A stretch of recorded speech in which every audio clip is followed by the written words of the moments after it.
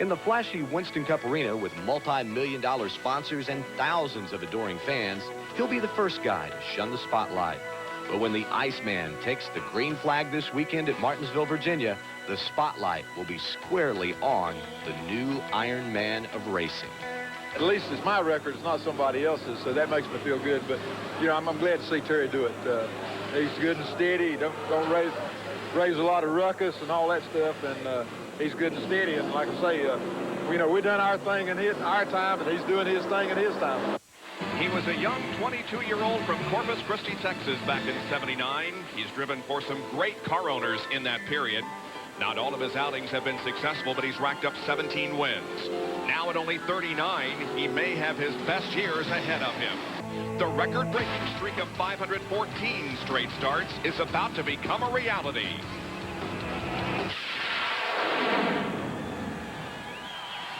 Terry Labonte, what will you cherish and remember most about this incredible record you're setting here today? Well, I don't know. I think the thing that excites me the most about it is the fact that how good this race team is and how competitive our Kellogg Chevrolet is. So I don't know. We'll just go out and do the best we can today and kind of treat it like another race, and hopefully we'll come out in pretty good shape at the end. That is the Iron Man, Terry Labonte, as he is in the car waiting for the command. As we will watch and see, as Terry Labonte is yet to fire his engine and the streak would become official.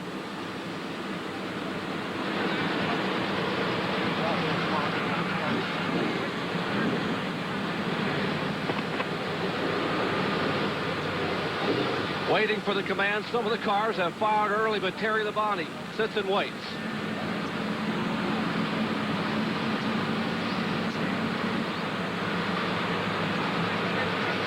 Now we'd like to introduce Mike Youngblood for those famous words. Mike, gentlemen, start your engines.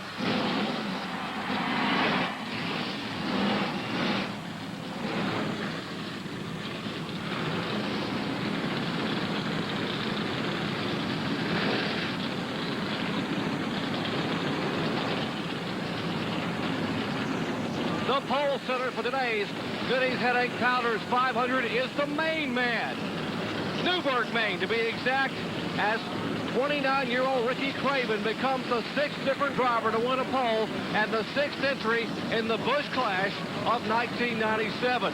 What a difference the years make. Take a look. Last year, Craven's average finish over 23rd. This year, it is ninth. He has two third-place finishes coming at tough tracks at Rockingham and Darlington, and he is currently fourth in the point standing, just 17 points behind NASCAR's newest Ironman, Terry Labonte. Hey, but up front in the point standings, two guys are just 2 points apart. With more, here's Bill Weber.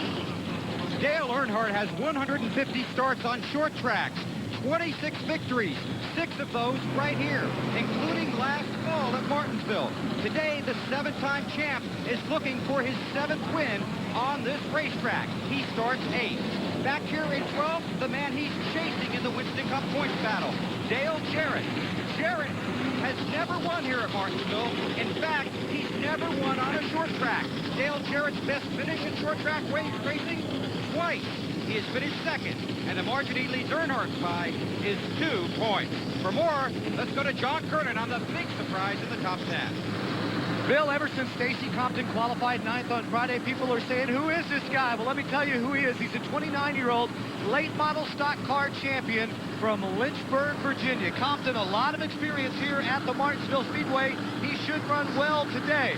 Earlier this year, this is where the car comes from.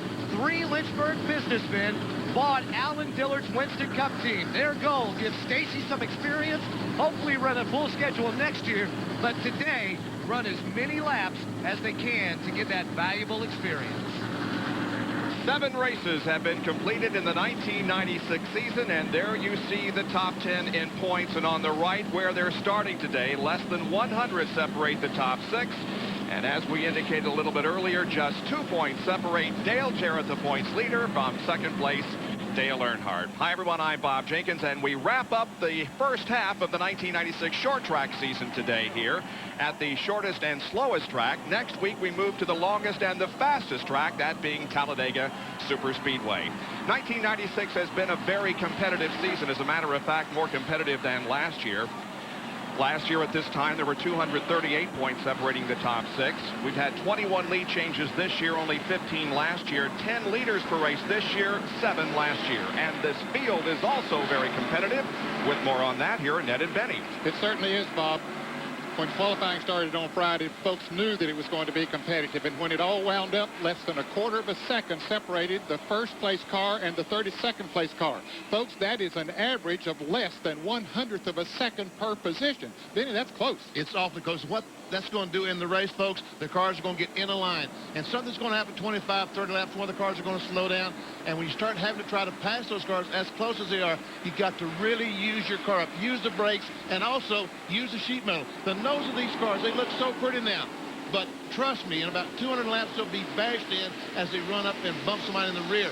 And they might close up the brake ducts, and that would allow the air not to go into the brakes and them to run hot, and it could be a problem. So closest competition could be a problem there. Let's take a look at the starting lineup for today's race and how they will line up today with Ricky Craven and Kyle Petty occupying the front row here today. About 500 laps of competition as you take a look at the lineup. It rained here this morning. As a matter of fact, when we came to the racetrack this morning, it was beginning to sprinkle rain. It rained hard enough to dampen the track. However, about an hour and a half ago, the sun started to shine, and it looks as if we will be able to get this race in completely. As a matter of fact, the forecast calls for partly sunny skies here in Martinsville for this afternoon. Jeff Gordon starting back inside of row number 7. Sterling Marlin inside of row number 8. And Bob, the top 18 in qualifying pit on the front stretch here at the Martinsville Speedway. You see Jeff Bodine back in row 20 and Morgan Shepherd. 2 cars. Jeff Bodine normally runs very, very well at this racetrack. Mike Wallace. And old DW's had such a great record here at Martinsville back in row 12. Yeah, he owns just about all the records that there are to own here at Martinsville. However, in recent times, he hasn't had all that great a luck, but today may be Darrell Waltrip's day. Well, we're getting the signal for one more lap, and we'll be green flag racing. You can see them sort of moving those cars around on the track to sweep in and knock anything off the rubber of the tires. The Irvin, one of the provisionals, also Hut Strickland and Robert Presley. Here's a unique camera angle, BP. Wow, this is back by the right rear tire under the chat. That's the left rear tire we're watching. There's the drive shaft, the gear, all the oil lines, the fluid coming from the gear going to a cooler. This is a great shot. All right, green flag in just a second. Big crowd, as always, here at Martinsville. Pace car under the direction of Marlon Wright today pulls off. The field comes down. Ricky Craven comes to his first green flag from the pole position, and we are underway at Martinsville.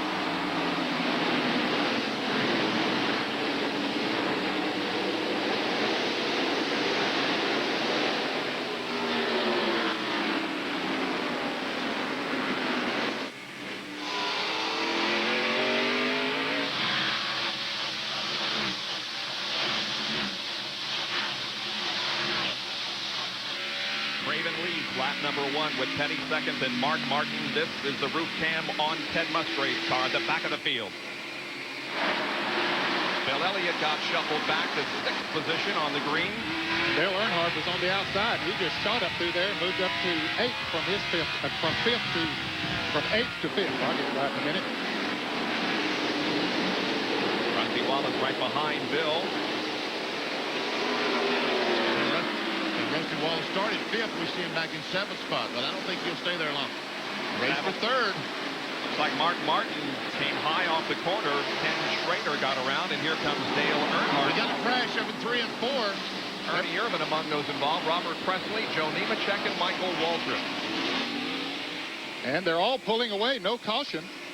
And this Joe Nemechek car, this is the backup car. Yesterday afternoon, in the last practice, the happy hour, he crashed, had to go to a backup. Man, what a tough break he has had all year long. Joe, I don't know how many cars that he has wrecked this year, and many of them not his own doing. It's been a tough year for him. The first 2, Craven and Petty, pull away from the rest of the field just a little bit. Now Presley spins again right in front of Ricky Craven and the rest of the field. He has a flat tire. Yeah. Terry Labonte almost became involved. The caution is out.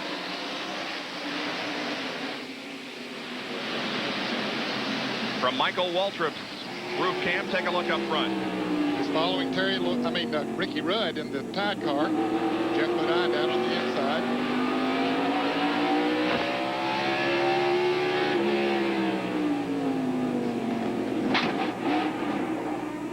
I see Michael got a bump from someone, and in the left rear, and around he goes.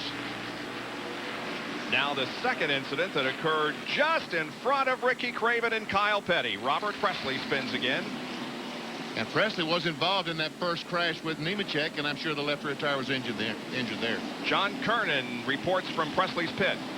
Bob, not just a left rear tire. The left rear tire was completely flat. Here comes the pace car. The car is stalled. Robert Presley gets it fired in a way, but a lot of significant sheet metal damage on the left rear quarter panel. And he better watch the speed limit going down pit road. It looks like, is he going to beat the pace car out? Yeah, Robert Presley will beat the pace car out. One quick report about Joe Nemechek.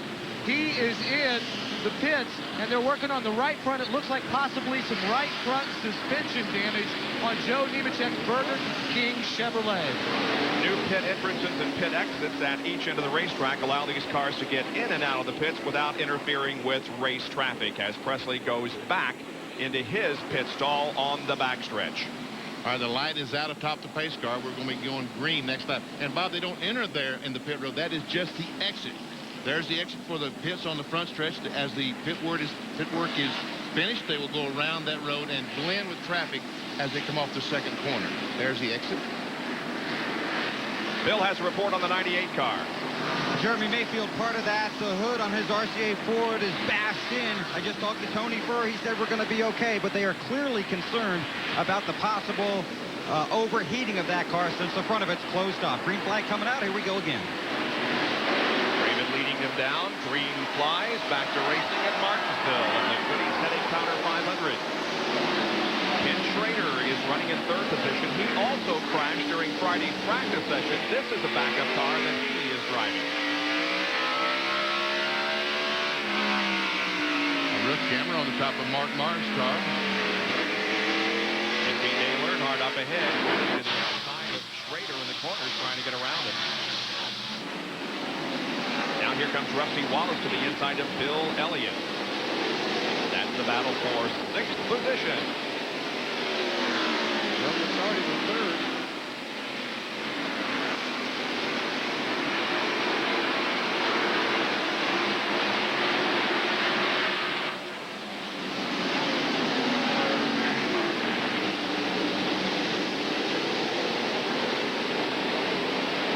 And Rusty Wallace will take that spot.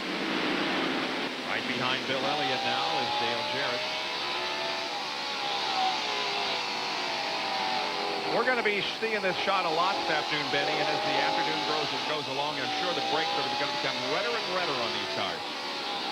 This is Ricky Rudd's right front. And to go into this race with a mindset, hey, we've got to be easy on those brakes. And the crew chief will keep telling them, easy on those brakes, easy on those brakes. You got 500 laps. But sometimes it's just hard to be. Sometimes you're harder on than you think you are. Exactly what I was trying to say in the opening, and didn't do a very good job of it. But that's exactly right. And there we see the brakes starting to heat up because as you run across traffic, you got to start using those brakes, and they'll start heating up. Ricky Craven leading here with 12 laps completed in the Goody's Headache Powder 500 at Martinsville, Virginia. We'll take a break and be right back with more racing. When people here at Martinsville this afternoon, Craven, the pole sitter, has led more laps today than in his previous 39 starts in NASCAR Winston Cup competition. And these two cars aren't pulling away from our third-place car off Dale Earnhardt. There you see in our scoring pylon that Earnhardt is third. Rusty Wallace has worked his way back up to fifth spot. But the front two pulling away. Look at Dale Earnhardt. He started eighth, moved to fifth by lap 4, and now is up to third. He passed Ken Schrader a few laps ago on the outside, and that's the most difficult way to do it, but Earnhardt got the job done. I think he had a little bit of help from Schrader. Schrader didn't really fight him that much. He gave him plenty of room on the outside instead of going by. And now Ricky Craven's car starting to slip and slide a little bit, and Kyle Petty, the Coors Light Pontiac, just closes up right on the back bumper. Watch how he goes to the corner faster than Craven. Ooh, little bump there maybe coming off the corner. Close at least. Let's see, Kyle hasn't led a lap this year, has he? No, he has not. As a matter of fact, the last time he led a race was in Dover in June of last year, the race he won. Now, Stacy Compton has fallen back to 16th position. He had a side-by-side race a while ago for a lot of laps with Jeff Gordon. Jeff has passed him. Stacy is running in 16th position, but I don't think that's really of any concern to him. He just wants to keep it clean today and finish the race. He's been doing a good job. He did race side by side with Jeff Gordon for a number of laps, but gave Jeff room down on the inside. Now Sterling Marlin gets on the inside of him, but he's just, like you say, wants to get some laps in. Wants to find out what it's like to run 500 laps in a NASCAR Winston Cup car. Independent Home Cable and Innovative Machine are the sponsors on Stacy's car. He's done a lot of testing here at Martinsville, and this is the Alan Dillard team from last year that was purchased by Dean Monroe. And they decided to make their debut here, and he's done a great job in qualifying 9th position. Kyle Petty, meanwhile, still trying to get around Ricky Craven. This is the battle for the lead. Kyle may have the opportunity now as he goes to the inside of Ricky. Yeah, Ricky went into turn 3 a little bit high. I think he did that purposely. Give Kyle plenty of room down there. He knew that his car was faster right now, so he's not going to hold him up, take a chance off him bumping and getting wrecked, so he lets Kyle go on by. And so for the first time in 1996, Kyle Petty is at the front of a Winston Cup field. Here's a Fram field summary. The numbers in parentheses indicate their starting position. And Terry Labonte just passed Bill Elliott, McDonald's car, to take over, I guess, that 6th spot. There's Dale Jarrett behind. Officially the Iron Man of NASCAR Winston Cup history. 514 consecutive starts here today. You know, the amazing thing is that right now he is 39 years old. He's the same age that Harry Gant was when Harry was a rookie. That's a good point. Here's Rusty Wallace making a move on Ken Schrader. The Miller car passes the Budweiser car. And that puts Rusty up to 4th place. Rusty Wallace has 5 victories at this racetrack. 3 in a row. This race he's won 3 in a row, hasn't he? As a matter of fact, nobody has won a straight race here since '92. And there we see the camera underneath Rusty Wallace's car. You see the loop under the drive shaft. That's in case if the drive shaft breaks, it doesn't fall down and hit the racetrack. And inside that loop, you see a fan belt.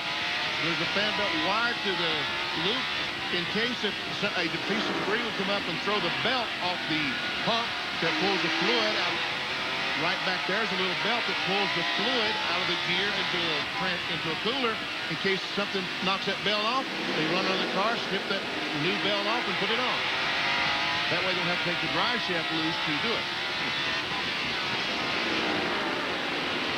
A lot of travel in that car as he goes through the corners. It really is. They're running very, very soft springs here at Martinsville. Derek Cope and Jeremy Mayfield are battling for position. And I see what happened to the nose of the 98 car now. Go look at the tail of the 12 car. That's 10th position they're fighting for. And that's what I was talking about in the opening of the show. See the nose of that 98 car, it looked beautiful about 30 minutes ago. Lasted less than about 20 laps. Now we see Jimmy Spencer to the inside of Kenny Wallace. That's for the 28th spot. 28th, 29th, 30th. We see Ernie back in the 28 car. He was involved in that spin. You ever see Jeff Gordon taking a spot away from Labonte? That's 12th. Jeff Gordon moved to 12th position. It's just steadily moving on up through there.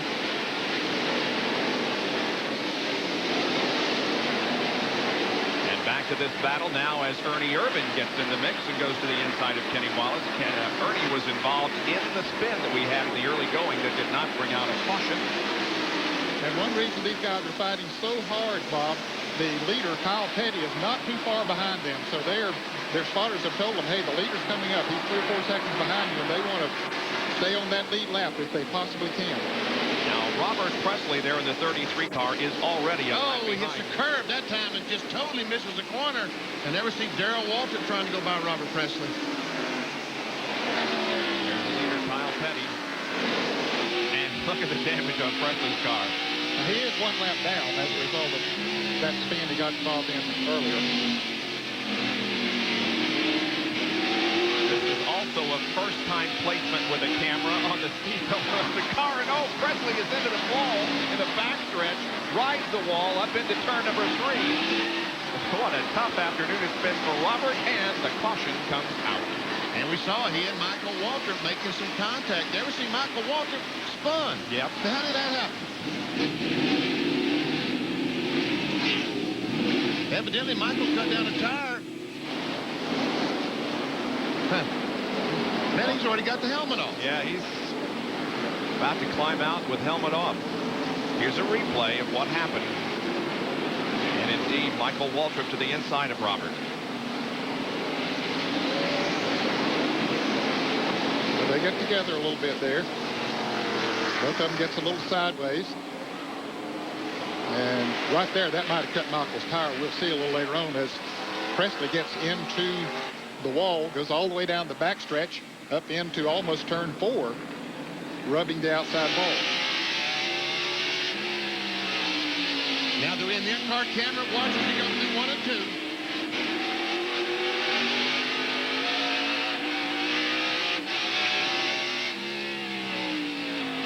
Now let's see what happened to Michael Waltrip's car. Here's another angle down on the inside as Michael Waltrip in the sit-go forward, slips a little bit there, gets into Waltrip, to the 33 car Presley, and into the wall he goes. And he stays up against the wall all the way to turn 4. He's out of the car, walking back toward his pit area, and we do not have the leaders coming in for a pit stop this early. Some of the cars are pitted on the backstretch, and we see Brett Bodine and several others back there. John? We would expect most people to take just right side tires only, Bob. That's what we're hearing here on pit road as Darrell Waltrip is in. Also, Jeff Burton is in. Ted Musgrave is out there. One note on Robert Presley. Just before he crashed over here, before he and Michael Waltrip got together, he had radioed and told his crew that the car would not turn. So apparently he was suffering from a very bad push. Well, it's pretty badly damaged, and the crowd rises to its feet and takes a breather here as the field is under caution for the first time this afternoon. Once again, show you why we have gone under caution here. This is the replay from Michael Waltrip's camera as he ran down the backstretch into turns 1 and 2 with Robert Presley.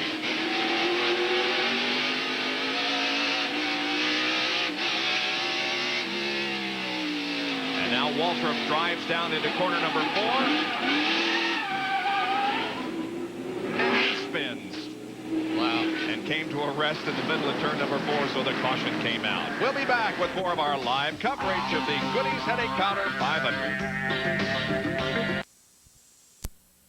Lap has just been completed, and the lights atop the pace car are out. We'll go back to racing next time. Kyle Petty at the front of the field here this afternoon. See the cars weaving back and forth, trying to scrub any debris, any small pebbles, anything they might have on those tires. Because when they charge down in turn 1 on this first lap, they want the tires to stick and turn the car.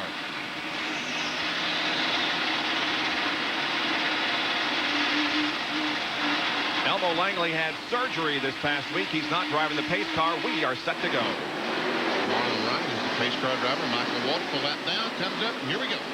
Well,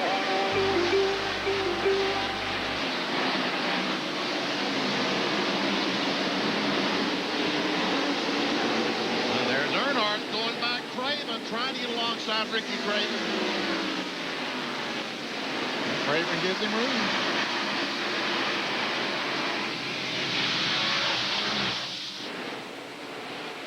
And here's Rusty Wallace going by Craven, moves in the 3rd spot.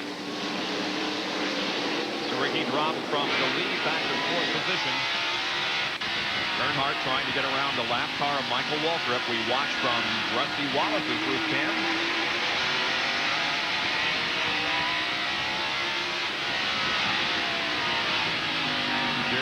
the main and tail car just moved in the top 10. Yeah, apparently, Jeremy Mayfield had a problem down between turn 1 and 2. I didn't see it, but he dropped 2 positions to 10th, and now he is back to 12th. Moving to 11th was Jeff Gordon. And Rusty Wallace trying to go on the outside of Earnhardt. Well, now he goes back to the inside. He'll try on the inside of Earnhardt. They rumble down into 3, and Dale's going to let him have the spot.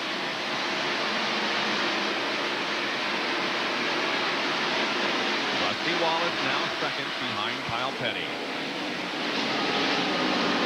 21 car, Michael Waltrip. They took the engine out of the car last night. They stayed here until about 6 o'clock. Took it back to Stewart, which is only about 35 miles, and worked on that engine until 2:30 this morning. Brought it back and installed it this morning. Wow. Jerry Punch is standing by with Robert Presley. Robert, a wild start at Martinsville. What all happened out there? I don't know. That's what we really get for starting in the back, I guess. First there, somebody spun somebody out. And I just went up there and stopped and was getting ready to pull off, you know. Knew we had a good car to run good yesterday afternoon. And the 87 car just come in there, and I don't know, maybe he wasn't watching or spotter didn't tell him, but I just about ended our day, and then 21 car helped cap it off. How bad is the car hurt? The crew's still working on it here. Yeah, it's hurt pretty bad. You know, we hit kind of head on there, and it burned a lot of the wire electric short. I don't know. We might get back out. A very disappointed Robert Presley beside a very used-up Cole Chevrolet. Coming off his best finish ever in his career last weekend at North Wilkesboro when he wound up 4th. Here's Mark Martin. We're on the neutral cam. He's in 7th position. That's Terry Labonte up ahead and Michael Waltrip also.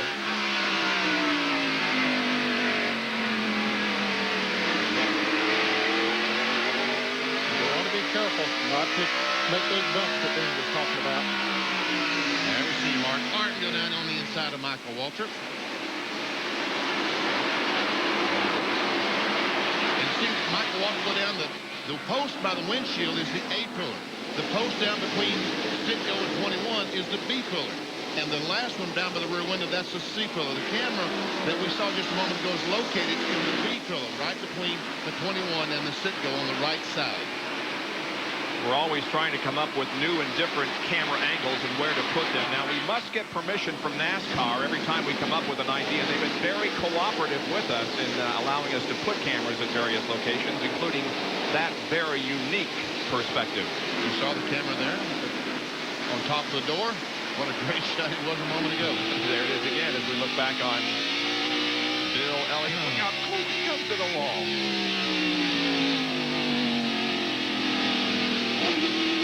That's a step above the old dog can, BP. Yes, it is. As a matter of fact, Jeremy Mayfield has Nipper right in the right window of his car. One of the stuffed dogs, the RCA cars. Yep. There is Jeff Gordon, who has come up to 11th. He is now tied for 5th in the point standings with Ricky Rudd, 93 behind Dale Jarrett, the points leader. He started 13th, has gained 2 positions since the green flag drop. We're now on lap 59. And so the 12 car, I'm sorry, Derek Cope, a little bit loose. And that allows Gordon to get on the inside. Might have got just a little bit of that curving down on the inside. That helps to get his car loose. As you say, Gordon's going to take advantage of it. Doesn't have him passed yet. It sure doesn't, does it?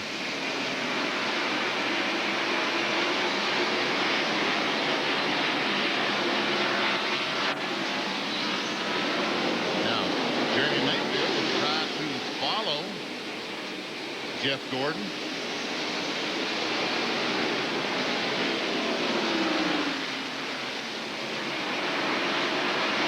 Now looks like Jeff is going to complete the pass, and Mayfield will now attempt to do so on Derek Cope. Meanwhile, Terry Labonte moves to the inside of Ricky Craven. This is the battle for 4th.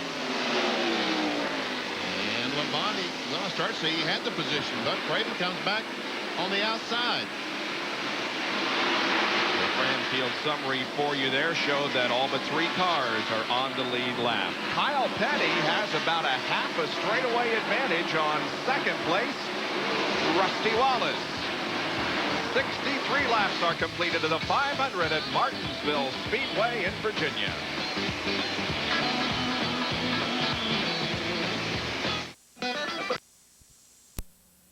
Virginia after 68 laps. Now, Ricky Rudd has been dropping back, and Ted Musgrave has been trying to pass him for several laps. This is back in 25th and 26th position. Yeah, Ricky has lost 4 or 5 spots in the last 3 or 4 laps. Looks like his car is pushing. He goes in the corner, and it will not stay on the bottom of the racetrack, which allows the other guys to just drive up under him. Well, one guy who isn't having any handling problems of any kind is the leader, Kyle Petty. We timed lap 62 through 66. And on lap 62, he was 1.9 seconds ahead of second place Rusty Wallace. He increased that to 2.4 by lap 66. That's some pretty impressive times there. The qualifying time was 20.34 for Ricky Craven, and Kyle is still running around 20.80. He hasn't lost much time. We've run 70 laps. Good 3-car battle here. Dale Jarrett, Jeff Gordon, and Jeremy Mayfield. This is 9th, 10th, and 11th.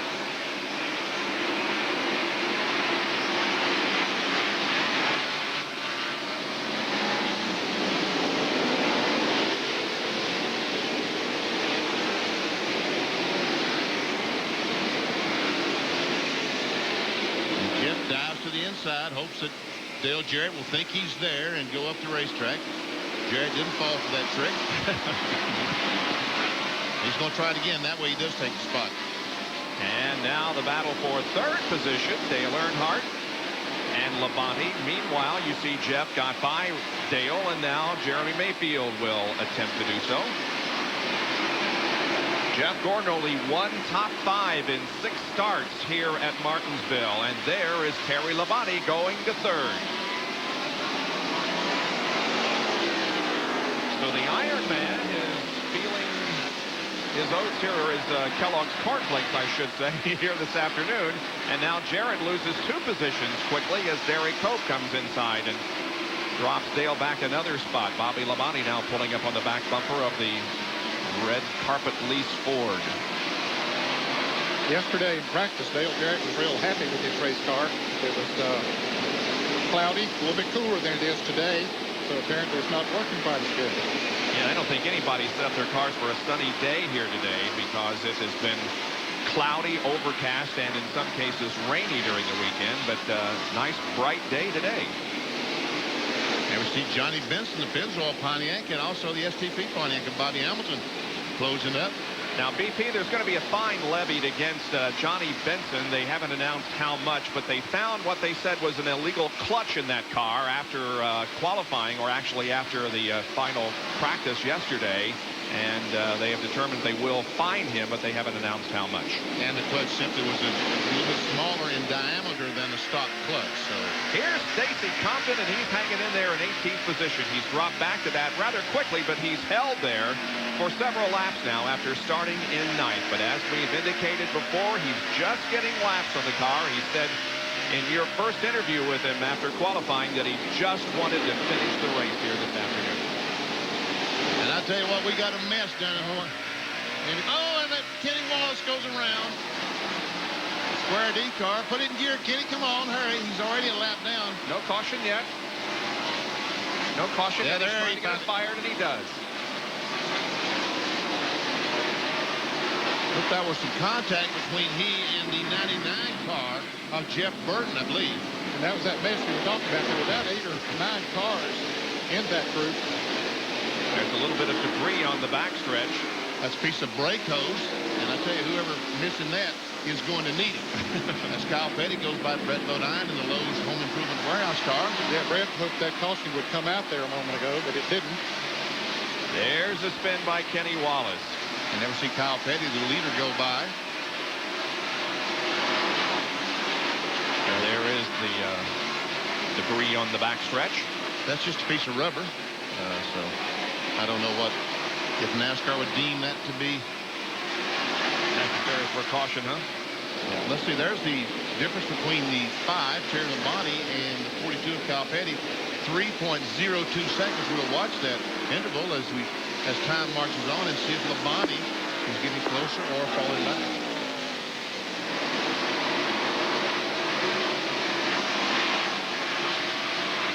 Kyle is getting in some pretty heavy traffic now, beginning to lap the tail end of the field. Darrell Walters will be the next one. Darrell is running in 31st position.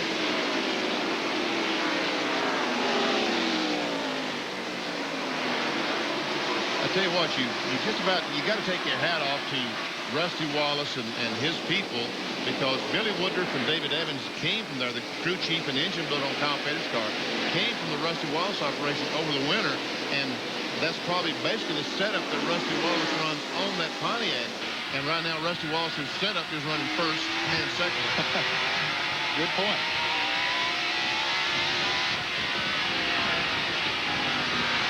There's Nemechek. He is 18 laps down.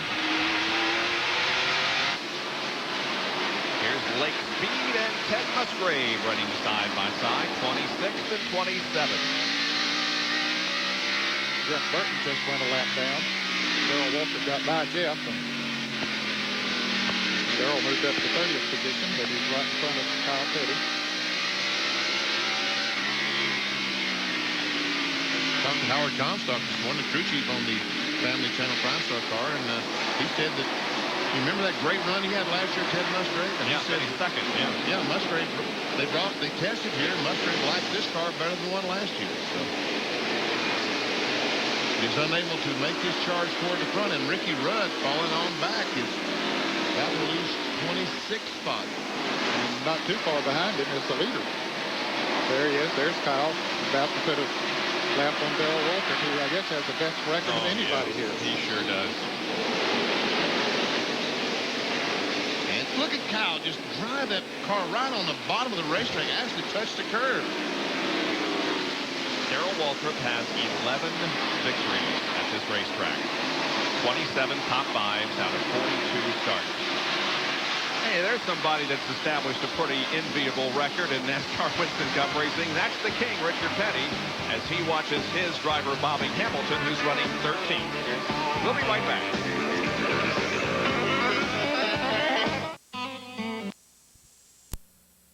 Run up in corner number 4. He was running in a big pack of cars. We'll be able to see it a little bit later as Dave gets the car righted. But the caution is out on the racetrack. And with nearly 100 laps completed, we'll be seeing some pit stops now. Oh, yes, we'll be seeing a bunch of pit stops now.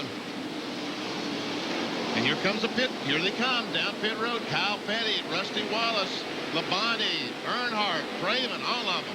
Boy, they slam on the brakes, though, and stay under the speed limit of 35 miles an hour. Here's Bill Weber in Rusty's pit. Rusty Wallace very loose, very loose. Big chassis adjustment for Vanderland, cranked in the wedge. Trying to get it to go. There's one round. They wanted to put 3. He's working on the second one now. Right side tire's already on.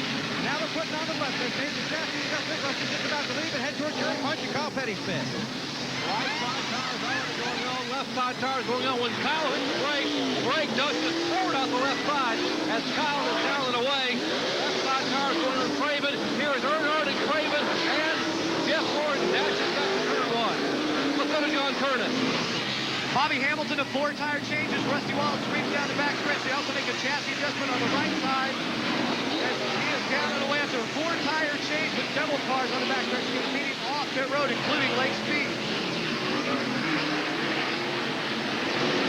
Bobby Hamilton comes back out, but the man who did the job in the pit area and will be at the front of the field is Rusty Wallace, who did a great job.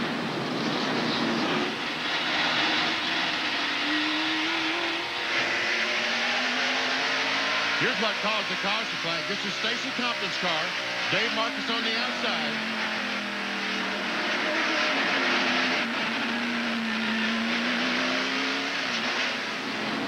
Just a little bit of a bump from Stacy Compton, and around went Dave Marcus in the Prodigy car. As they were coming off of turn 4, when you're almost out of control there anyway, and Compton just got him just a little bit, and that spun him around. And here's the proof of what I said just a few seconds ago. Rusty Wallace, look at the times, 32.4, 35.1. That's the total time. entrance to exit.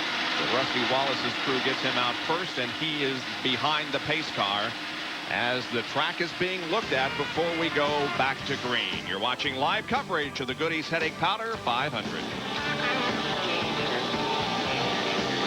Environment. Brakes that have gotten way too hot on Kyle Petty, and he was running second. What's the problem there, BP? I don't really know. I guess that they've blown a seal in the caliper, and brake fluid is leaking on the rotor. Harvard, find one of the guys and get him out here in front of the office and meet one of the guys with material handling. We've had a problem with the floor in this restroom out here. I don't think that's Kyle Petty's radio we're listening to. I don't think so either. He don't know anything about fixing the floor in the restroom. No, that's maintenance department near Martinsville Speedway, I guess, overriding his radio. Boy, what a tough break. The man had such a great race car. Yeah, he sure did. Now he's a lap down. Think that'll make the blooper reel, BP, that restroom comment? I would imagine so. I mean, I can't believe it's fixed already. Well, the field is about to go back to green, so Kyle is losing laps here as he sits in there and gets this repair done on the right front of the car. There are the spotters as they're getting ready to tell their drivers, go, go, go, because the pace car is just about to turn off the racetrack. Stacy Compton, by the way, lost a lap during that pit stop. And Ted Musgrave and Morgan Shepherd and several others lost a lap as they came to the line, slowing down up there for that accident as we get the green flag. So there are several cars that got lapped right there at the end. We're showing 24 cars on the lead lap right now. And we see that Jeff Gordon is in third place. The DuPont Chevrolet and Earnhardt is in fourth. Gordon did beat Earnhardt out of the pits. And there we see the pole sitter Ricky Craven in fifth.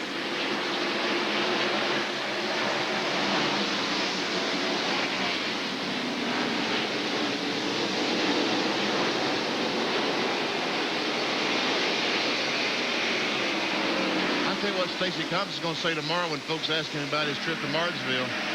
He said, I had no idea how good these guys are when it comes to driving a race car. And pitting and all of those kind of things. Everything in the whole package. Yeah.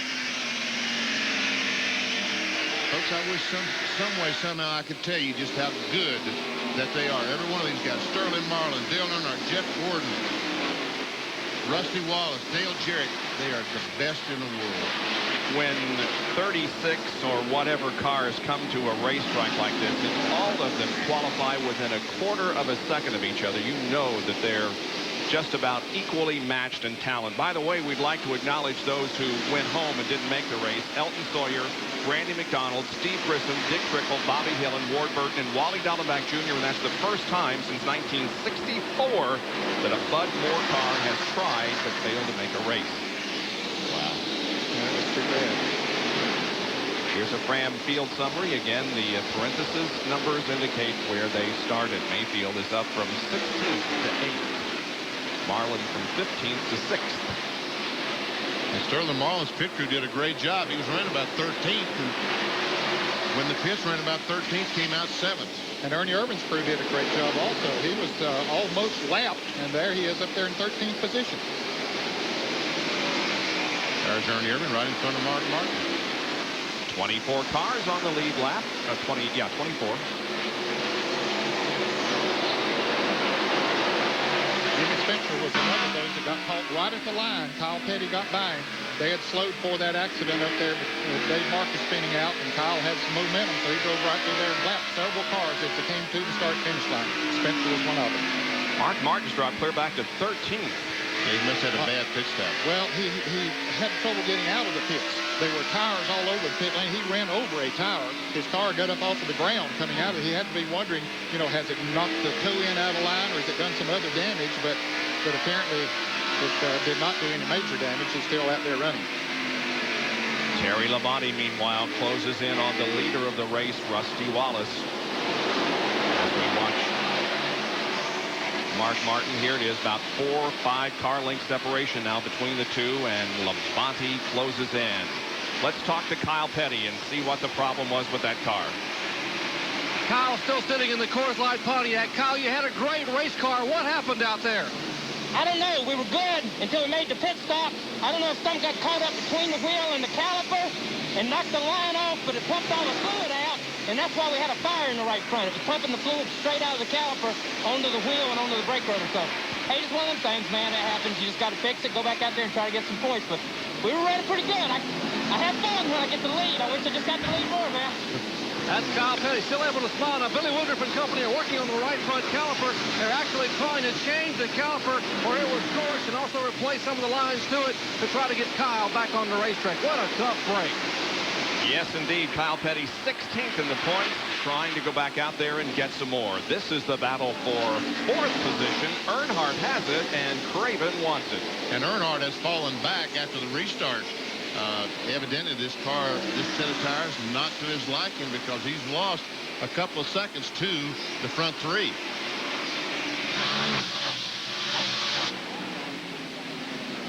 Top three run nose to tail out there. Wallace, Labonte, and Gordon. Exact picture that we saw last week in North Wilkesboro right before that race, right before that wreck that took Rusty Wallace out. He was leading. Terry Labonte was running second. Jeff Gordon was running third. And John Andretti spun. And Wallace hit him. Of course, Labonte went on to win the race.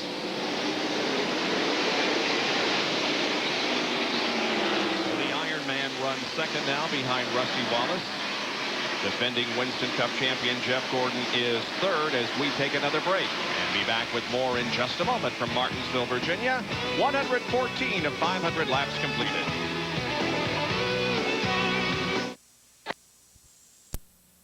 Continues. We thought we'd show you the company that Terry Labonte has, the Iron Men of other major sports. Jim Marshall in the NFL, 282 consecutive games in 19 years. Cal Ripken, of course, was over 2,000 starts for Baltimore. Doug Jarvis of the NHL started 968 straight, and Randy Smith in the NBA, 906. But for Terry Labonte, it's 514 consecutive starts in 17 years. That was 964. Where'd you get 968 out of that? Anyway, here we are. There he is, Labonte, running second. Sandwiched between Rusty Wallace, the number 2 car, and Jeff Gordon in the 24th. And here comes 4th place, Dale Earnhardt. Earnhardt looks like he's starting to come back a little bit on right now. Yeah, he has gained a little bit on them. And Ricky Craven, who was gaining on Earnhardt, has dropped back from him. There is Craven, the pole sitter of this race. Account bonus money is down to $7,600 after that big check that Terry Labonte won last week at North Wilkesboro. As we continue our pan on back, there's the 6th place car of Sterling Marlin. 7th place, Ken Schrader. 8th place, Mayfield. I tell you what, I'm impressed with Jeremy Mayfield. Not only today, but all season long. But this is a tough little racetrack to get around, and he and Tony Firm got a good setup because he is really fast on RCA 4. His best finish here was last fall at Martinsville. He finished 16th. He's finished 16th twice, as a matter of fact, at this racetrack. So he's on pace for his best finish ever here. There's Stacy Compton and the 9th place car of Lake Speed. How about that? Having a good run. Lake had a very good pit stop. Running up in there.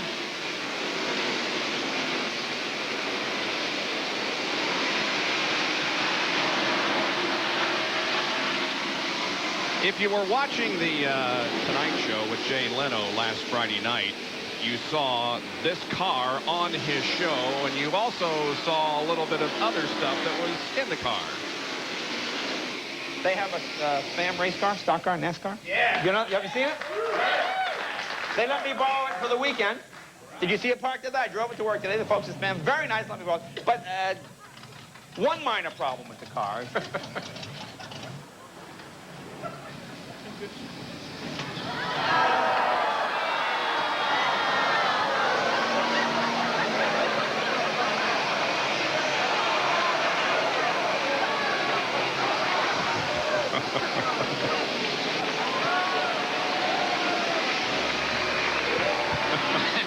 Jay, you should have gone with a Spam light. Like I do. From 24th to 9th, Lake Speed in the Spam milling Ford. There's Bobby Hamilton, who's running 10th. Meanwhile, the leaders are approaching some slower traffic. There see the 87 car of Nemechek, the Burger King car, who was involved in that first or second lap incident with Robert Presley. Damaged his automobile, so. And you wonder why he might go back out there with all that damage on his car. He has moved up 2 positions now that Robert Presley and Kyle Petty are behind the wall. Well, he picked up 2 positions. That's 6 points back in that area. So who knows? If others fall out, he continues to run. He can pick up some more positions. Rusty Wallace was the only driver to lead in the first 3 short track races of '96, and now with the lead here, he becomes, of course, the only to lead all 4. He led 175 of the shortened 356 lap race last year. And he gets by Nemechek. We saw Rusty when he came off the corner get the car out of shape as he tried to drive under Nemechek's car. 1.5. Now it's 1.4 seconds between first and fourth. Rusty and Earnhardt.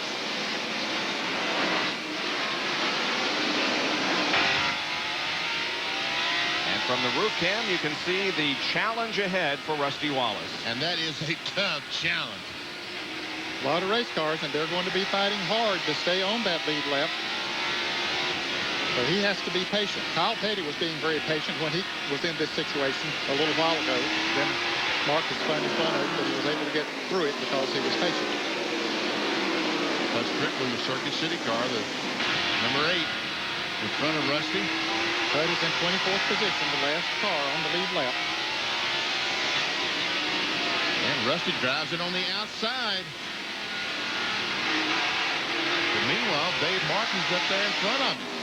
What's he going to do when he gets there? I don't know. He's going to slow down. That's he's going to lose the lead. That's what he's going to do. If he isn't careful, he will. Of course, Terry Labonte is cool, too. He wasn't going to take any chances of jumping up in there.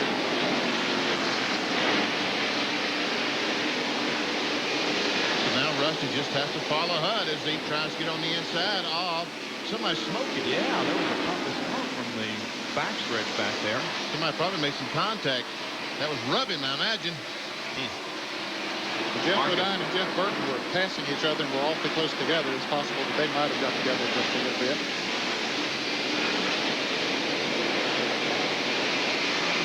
And Kyle Petty has finished repairs to put him back in the race.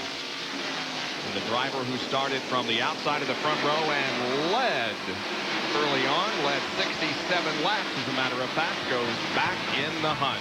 It's Wallace, Labonte, Gordon, Earnhardt, and Craven at Martinsville.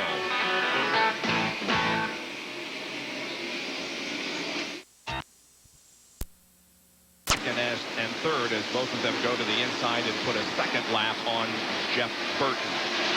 Just ahead of the leader, a couple of guys who got together last week, and they have gotten together again. Jeff Bodine and John Andretti. And Andretti accused Jeff of getting into him at Darlington, so that little battle has been going on for a while. They are back at it again here in Martinsville. We got a good perspective of it, though, from Rusty's roof cam.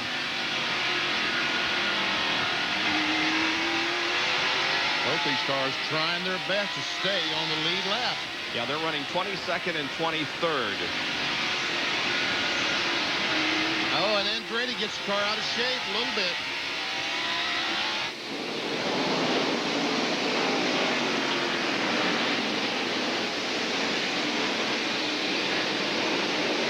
Let's take a look at that again as they moved into turn number 1 a few laps ago. Andretti tries to drive on the inside, and he goes into the curb, into the side of Bodine, sideways. Does a good job saving the car, as a matter of fact. Meanwhile, he has Rusty Wallace on his outside. Robert Presley comes back out. Did we establish that Kyle Petty had come back out? Yes. Okay. Yep. Back out there running. But Kyle was 38 laps down. Robert Presley's 110 laps down. Look at this. John Andretti has fallen in the point standings from last year after 7 races. He was 13th, and this year 39th. So Andretti lets Labonte go by.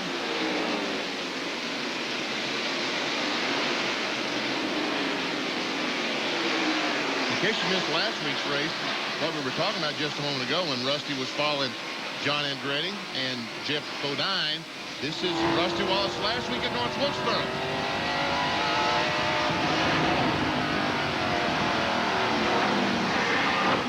And that is John Andretti after he and Jeff Bodine had made some contact. Now we're in the car with Rusty Wallace, and as he closes up right on the back bumper of Jeff Bodine. We understand that NASCAR has warned both the 7 and the 37 teams to get their drivers under control, because if they keep it up, they're both going to the penalty box. Now they're separated pretty far on the racetrack right now. Jeff Bodine's not separated much from Rusty Wallace, but the 7 and 37 are pretty far apart, so no problem between them for a while. Here's more with Bill Weber. Well, there's no doubt the most concerned guy on the racetrack is Rusty Wallace. Crew Chief Robin Pemberton standing on top of the war wagon down here for the last several laps, shaking his head. They wanted by the 37 and the 7 when they were battling together. Now they're still trying to get by Jeff Bodine as Rusty charges into turn 1. So they've been watching this very closely. Now Robin hangs his head again as Rusty continues his battle to get that position on the racetrack. He's using up the tires and the brakes, trying to get around Bodine. Again, once again, that's what I was trying to say, is you have to show patience. Now Rusty's got a shot this time. Yep. And Jeff gives him room.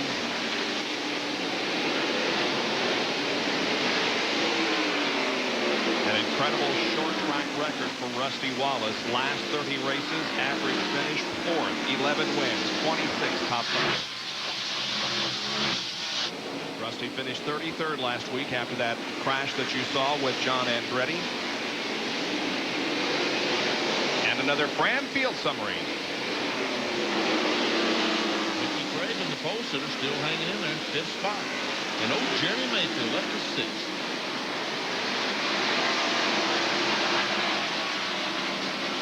Now we see Terry Labonte is having the same problems getting by Jeff Bodine that Rusty Wallace was having.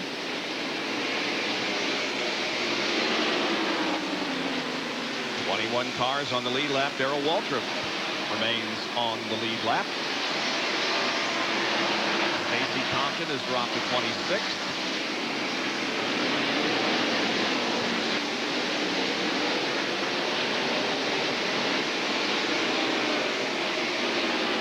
All cars are still running, aren't they? Robert is 113 laps behind, but he and Kyle Petty and Nemechek, whose cars were damaged in earlier incidents, are all still out there. Well, how are the brakes coming along? They're okay now, but yeah, they're warm. They're hot. Can't help it here. And this is in daylight. You can imagine how bright they would be at the night race at, say, Richmond or Bristol.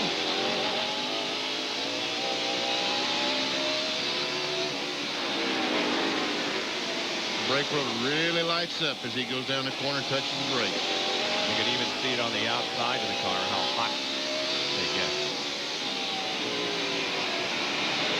Now, Ricky is not too far ahead of Rusty Wallace. There's one car between he and Rusty Wallace. He's the last car on the lead lap in 21st place. Darrell Waltrip has moved around Ricky right now. And Sterling Marlin is losing some positions here. Here comes Ted Musgrave.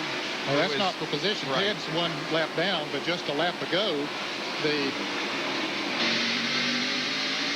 25 car, Ken Schrader, went by. And now here comes Lake Speed to take away 8th spot, or try to, from Sterling Marlin, and he does. Yeah, not only did Ken Schrader go by him, Ed, he pulled away about a half a straightaway. So clear indication that Sterling Marlin's car is just not like he wanted to be. Or it looks like Ernie Irvin down on the inside taking the spot away. We understand that Lake Speed only took 2 tires during his pit stop. I'm wondering if Ernie Irvin didn't do the same thing. I think he did, Benny, because he was back about 28th or 7th or 8th or something, and he beat a lot of cars out that were bidding on the front stretch, and they might have, but it's working good for both of them, it looks like. So it's Rusty Wallace, a 5-time winner here at Martinsville, looking for his 6th victory and leading at the moment. Back with more from a jam-packed Martinsville, Virginia Speedway after these messages. Stay with us.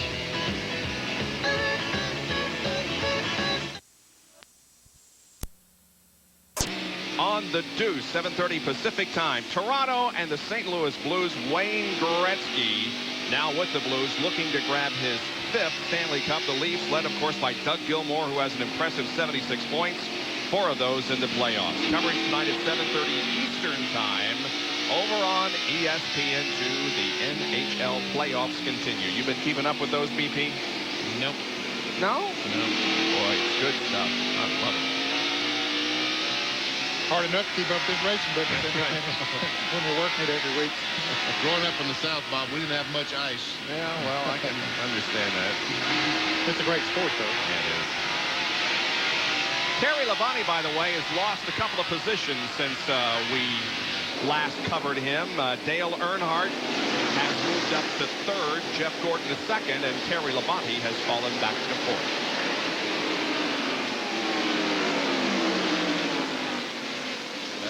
He drives on the inside of Brett Bodine and Earnhardt. Ricky Rudd has gone a lap down.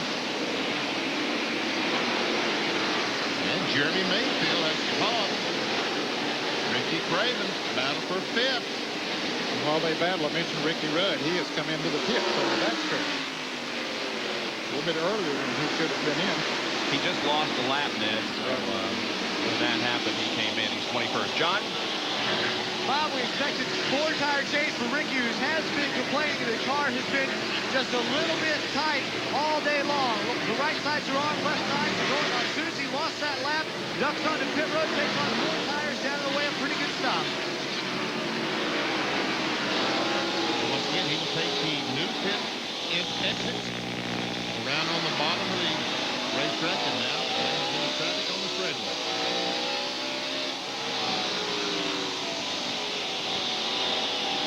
He's going to fall in between Mark Martin and Dale Jarrett, at least for the moment. And we look back now from Mark Martin's car as Dale is on the left and Ricky on the right.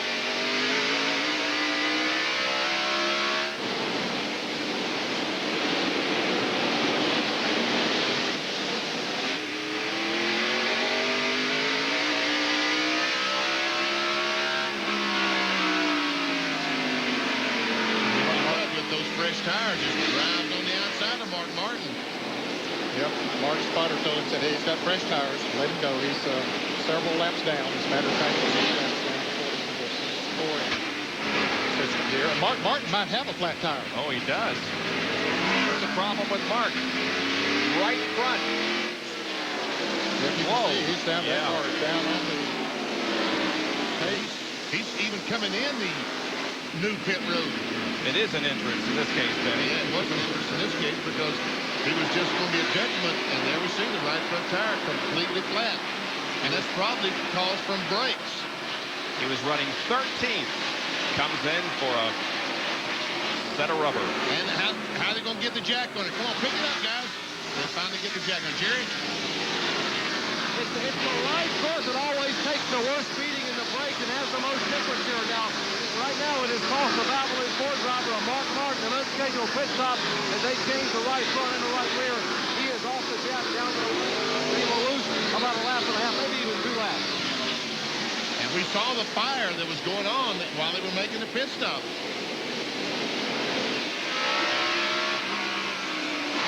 Here it is again.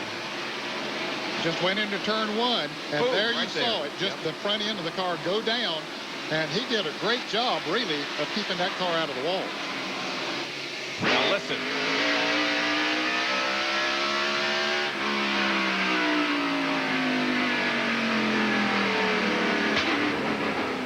Sound like a gun went off, didn't Oh, it? it did. Man. And look at this. Now, Journey Irvin is banging on the back bumper of Mark.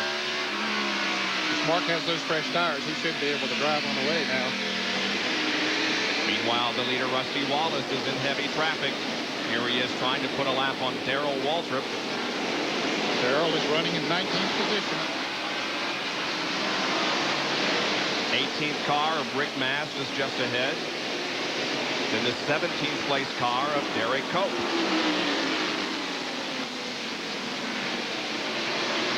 His last 7 races here at Martinsville for Rusty, 4 wins, 2 seconds, and a third. That's not too shabby. Huh? Pretty good average. Sure. Boy, he is so good on this stuff. He's good everywhere, but particularly in the short track. Tell you what, Rick Mast almost, when he jerked the rear jerk back, almost slapped that 2 car in the left front.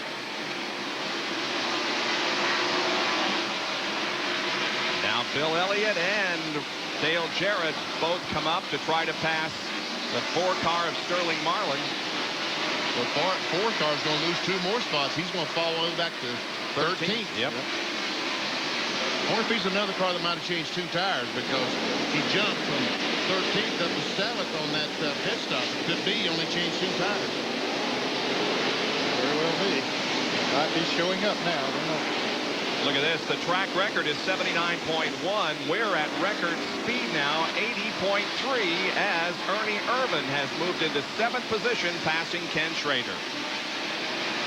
Ernie's having a great run here today. Sure is. Took a provisional to get in the field.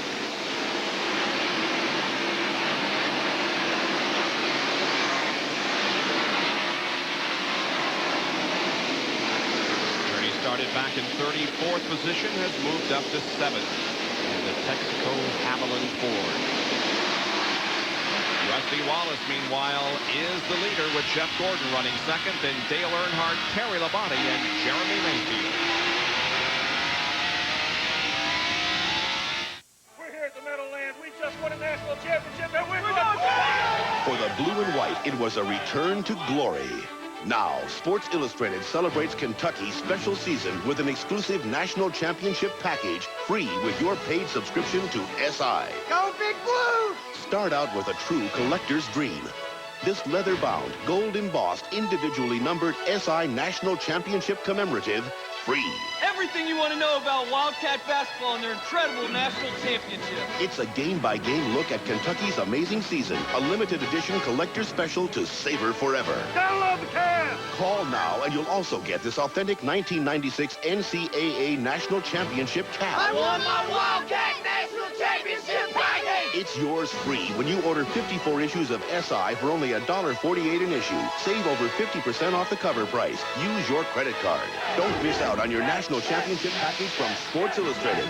Get into it. Dennis Rodman, rough enough and tough enough to be named NBA Defensive Player of the Year 4 times. To go one-on-one with sports stars like Dennis Rodman, you've got to get close. Now closer. You've got to get up close on ESPN. I'm Dennis Rodman. Every weeknight, ESPN goes one-on-one with the biggest names in sports. In-depth, unrehearsed, no holds barred. Join Chris Myers on Up Close, weeknights at 6, only on ESPN.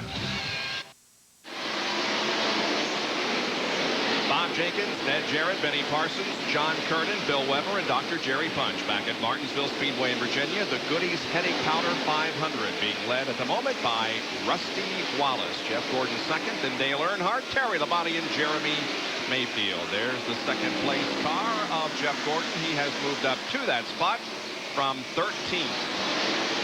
There's the third place car of Dale Earnhardt. Terry Labonte in a 4th place car.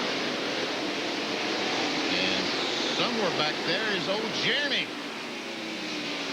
Where's Jeremy? There's Jeremy. He had a couple of teeth knocked out there in the opening laps, but he's hung in there, hasn't he? He's taking a nipper from the ride of his life. There's 41 car, Ricky Craven, our pole sitter. He's currently running in 6th after the pole effort. And a good performance being turned in by Ernie Irvin, who is 7th, having started 34th. Ken Schrader runs 8th. The Budweiser Chevy. Lake Speed will be the 10th place car, number 9, same car. We missed old Bobby Hamilton. There he is, the 9th place car. STP Pontiac.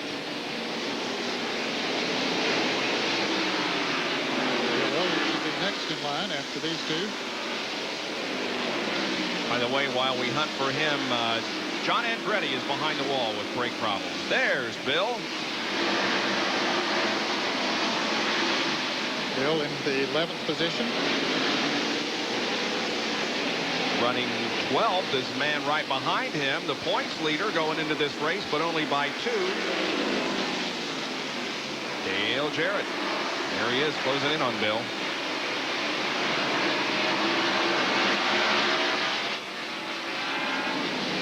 We understand it was a rear end problem on the 37 car and not brakes, but in any case, it is behind the wall. How about the 13th place car? Johnny Benson, the Pennzoil Pontiac. Good run for Johnny. And Sterling Marlin, the Kodak Film Chevrolet, is next. And they tell me from the pits that Sterling did only, in fact, change 2 tires on that pit stop.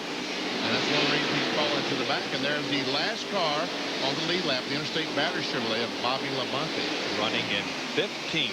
And there is how far he is ahead of the leader, Rusty Wallace, who goes to the inside and puts another lap on Stacy Compton. That is the first lap that he has lost on the track. He did lose one in the pits, but that's the first he's lost on the track. He's 2 laps down 25th. Not bad, 200 laps. Just lose a lap on the racetrack. Doing a good job. He is doing a good job. He's very surprising at the job he has done. Is Jeff Burton takes his Exide batteries forward and pits on the backstretch.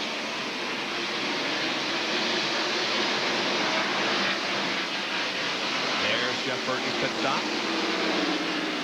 Got some damage there in the front end, flat nose. I mean, it's unbelievable just how many noses are going to be knocked in before this day's over. We were showing Stacy Compton there a few seconds ago as we watch Burton's job completed and Dale Jarrett go to the inside of Bill Elliott trying to pick up the 11th spot. Similar situation to Compton's occurred here last year. A driver came here in his first NASCAR Winston Cup start and qualified in the 9th position. Remember who that was? Elton Sawyer. Brett Bodine goes in the pits on the back as Dale Jarrett gets that. Well, I started to say he had the pass made, but here comes Benson now.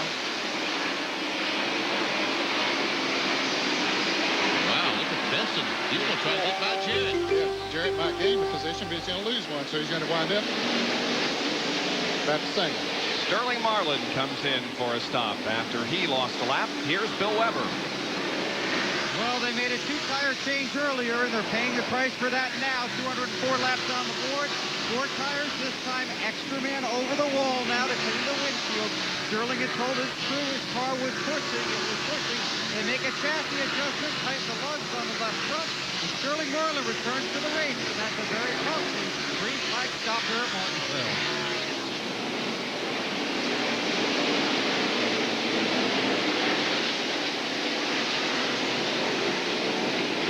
Rusty Wallace has led this race since lap number 96, and we are currently 206 laps into the event.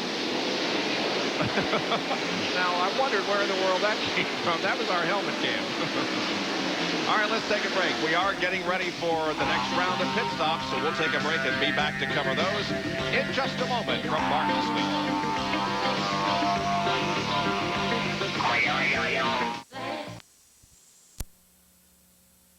Caution here at Martinsville. We'll be back with more live coverage in just a moment.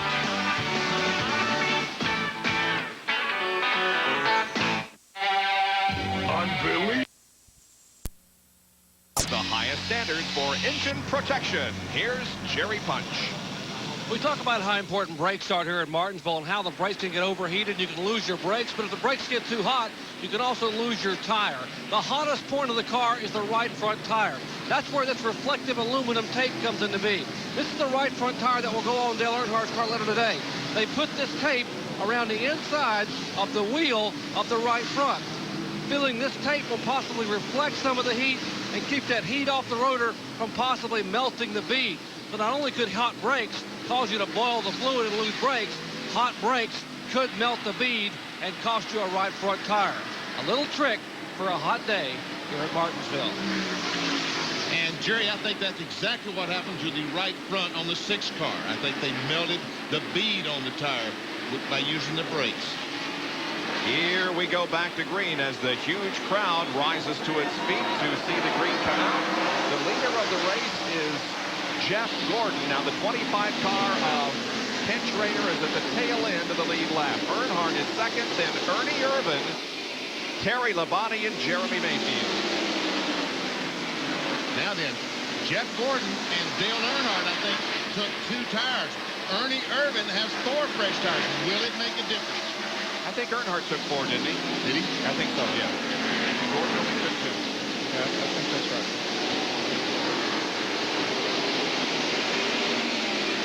Ernie Irvin gained the position with Rusty making that second pit stop. Look at the traffic that Rusty has ahead of him. And that 43 car, that's for position. Bobby Hamilton is currently running in the 6th spot. Rusty Wallace now is 7th. After that miscue on the right rear tire change, he had to come back in and change the left side. And it's going to cause him to use more brakes than he wants to use right now. He wants to get back to the front, but still in that traffic, he's going to use more of his brakes than he would like to at this point.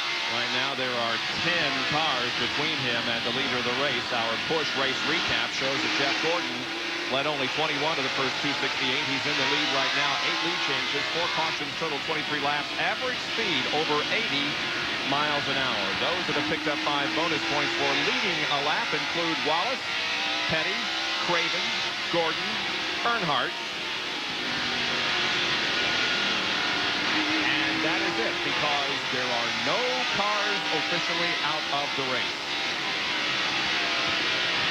Casey Compton, the 46 car. Rusty Wallace is going by on the outside. There we see the 98 car of Jeremy Mayfield. Just a moment ago, trying to get by the 5 of Gary Labonte. That's up in front of this battle.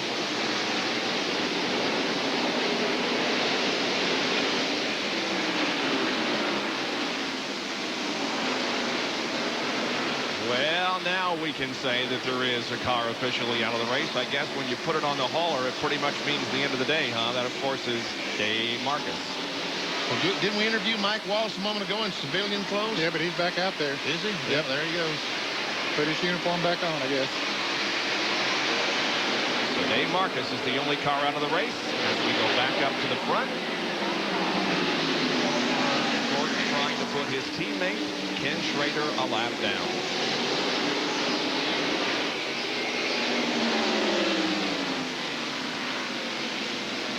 Schrader moves over, lets his teammate go by. Now right behind them, that 41 car, Ricky Craven, he lost a lap in the pits when they had the jack fell off, or the car fell off the jack or whatever. Boy, he is coming. He has passed Ernie Irvin on the outside. He just went by Dale Jarrett and now has caught Dale Earnhardt, so he wants to get himself back on the lead lap. Wow, look at that. Put Schrader a lap down there in 8th, so 7 cars remain on the lead lap. Look at Craven.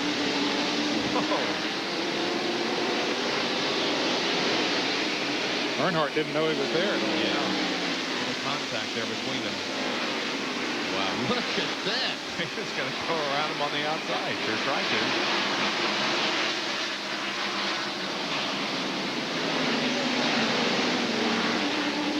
Got to pass the 24 car of Jeff Gordon before he gets back in the lead lap.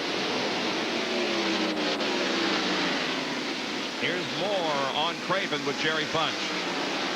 Guys, what happened with Craven on that pit stop was the air gun got jammed on the left rear, and they pulled the tire off. When they pulled the tire off, the jackman saw a tire coming and thought they were putting a tire on.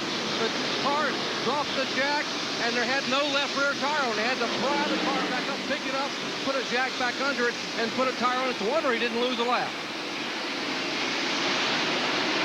That was, of course, after a remarkable pit stop earlier in the race by the Craven crew.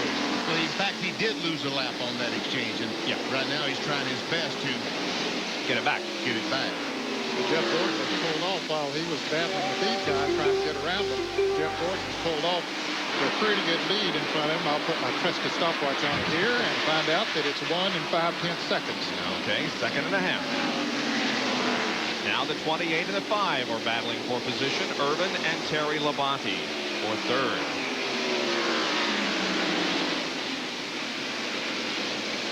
So the Ironman preserved his car when he had that whatever problem he had with it. And now it looks like he's back up to speed, as good as ever.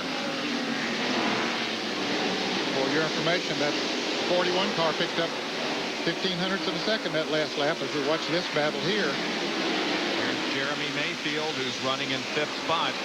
And the 43 of Hamilton is 6th. Both of these guys with great performances here today.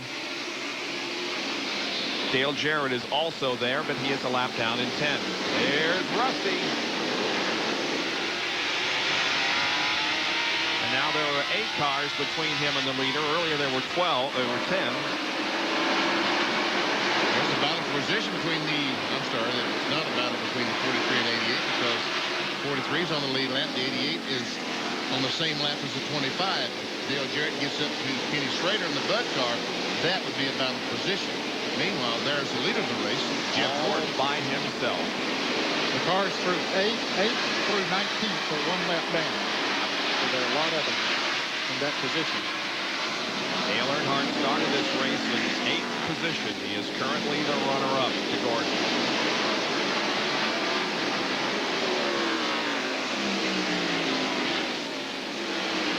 He had a bad experience here at Martinsville in this race last year. He became involved along with Terry Labonte in a crash on the 5th lap that put Labonte behind the wall immediately and resulted in a 29th place finish for Dale Earnhardt. Labonte finished last, 36th in this event last year. The 71 car we saw up on the lift of the truck, he was putting the transmission in the car. So he's, as soon as he gets that fixed, he'll be back in the race. Okay, so there are no cars officially out of the race. Okay.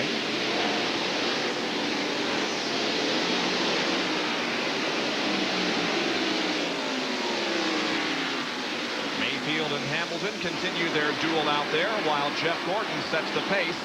286 out of 500 laps have been completed in the Goody's Headache Powder 500. We'll be right back. When the Hendrick team...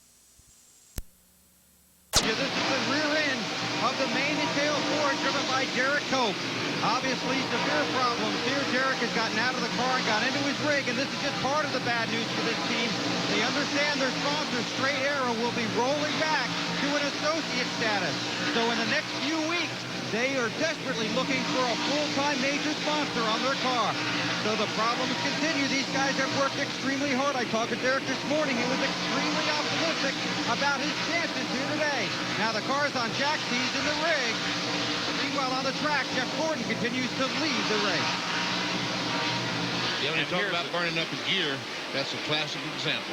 Now here's something that's going to make some of us feel pretty old. When Terry Labonte began his Ironman streak back in 1979, Jeff Gordon, the leader of this race, was 7 years old. Mayfield was 9, Stacy Compton and Jeff Burton 11, and Ricky Craven and Bobby Labonte were just about to enter the teens. Now an AutoZone on-track interval. Labonte is catching Gordon. He's reduced the interval from 4.5 seconds to 3.9 from laps 290 to 294. But now the problem he's got is getting by Earnhardt. Yeah. And let's see, he dives down that. Well, that wasn't a problem at all, wasn't it, Ned? No, he just drove right down there. Earnhardt gave him room and let him go. 1 lap down, still racing for position. The 18 and the 6. The 30 and the 94. All of them are battling for position here. 13th, 14th, and 15th. And we had talked about Ricky Craven gaining on Jeff Gordon. Well, that's not true anymore. Ricky, he really made a run up through there, but he might have used his brakes and his tires up a little bit making that run, and hasn't been able to gain anymore. You see Kenny Wallace on the inside of these couple laps down. Remember, he spun off the second corner, and they did not throw the caution flag, so that cost Kenny a lot of time in that square D Ford. There are 199 laps to go, and that may seem like a lot, but they go by very quickly here with 20-second laps. Now Jeff Gordon has a bit of traffic ahead of him. Stacy Compton and Darrell Waltrip. See how Stacy is doing. He's 4 laps down in 28th position. Yeah, better make that foul. Okay. Yeah, Stacy's getting a real education today, but I tell you what, he's done a great job. More on Stacy from Jerry. When Stacy Compton made the field in qualifying on Friday, he called his mom and said, "Hey, Mom, I need some help. I'm a Winston Cup driver now on Sunday. I got to have some patches thrown on my uniform." So this morning, I walked in here early this morning with his mom, Ida, who went to work stitching patches on the uniform. And Stacy said, "Hey, Mom, you and Dad want to watch the race from my pit?" She said, "No way, son. We got 2 seats in the very top of that new Bill France tower up in turn 4. Well, we're going to have one heck of a view. We'll just watch it from up there." He was the champion of South Boston Speedway in '94, finished second in the point standings last year, making his debut in Winston Cup competition here today. Well, Ironman seems to be getting a little closer. Yeah, he is. 2.4 seconds. There he is. He's closed up on the back bumper of Ricky Craven.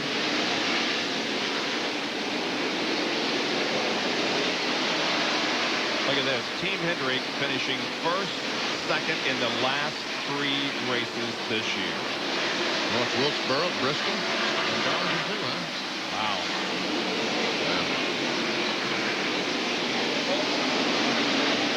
Bobby Labonte is second at Darlington.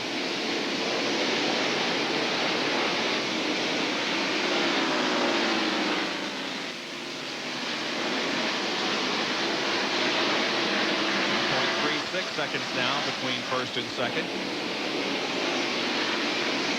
Never see Terry Labonte going under the Craven automobile.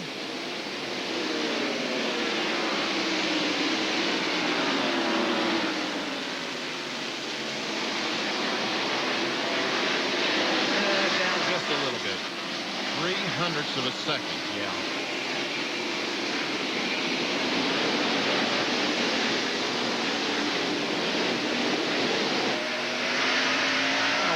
A great deal of position swapping going on. We'll check on some of our in-car cameras. And how about an underneath camera and the brakes from Ricky Rudd's machine?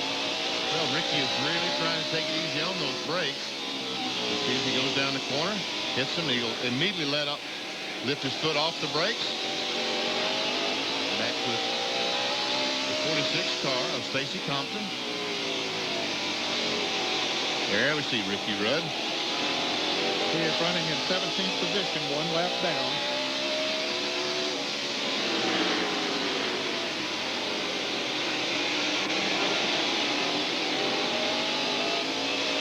Speedway speed right in front of Ricky Rudd. That is 4th position. Rudd hasn't finished in the top 5 in a spring race here since 1986. Now, are they real hard on the brakes, Benny, or does it appear to you that he's kind of taking it kind of easy on the brakes? I think he's taking it kind of easy on the brakes right now. You can see it just kind of fade out there. They hit the brakes. As soon as the car starts slowing down, when they get in the corner, he just gently lifts his foot off the brakes. Yeah. If you ride the brake all the way through the corner, you'll just burn them up in no time flat. You got to slow the car down and then let off the brake and let the car roll through the corner. That car ahead of him, by the way, Lake Speed, is battle for position. Battle for 16th right now. Rudd is 17th. While Jeff Gordon continues to lead here over Terry Labonte, Dale Earnhardt, Ernie Irvan, and Jeremy Mayfield.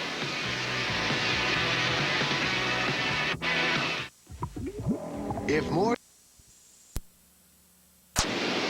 Bye when Shop Talk comes on right after our coverage of this event. Jeff Gordon is the pace setter at the moment with Terry Labonte, Earnhardt, Ernie Irvan, and Jeremy Mayfield running behind him. Trying to go by Michael Waltrip. 5.4 seconds separate the top 5 with 2.2 between Gordon and Labonte now. Ernie Irvan seems to be gaining a little bit on Earnhardt. Yeah, we saw Derek Cole put the new gear in his car. Well, he stopped while he's in there and fills it up with gas. And they said, okay, go ahead. Pope is 36 laps down, now in 31st.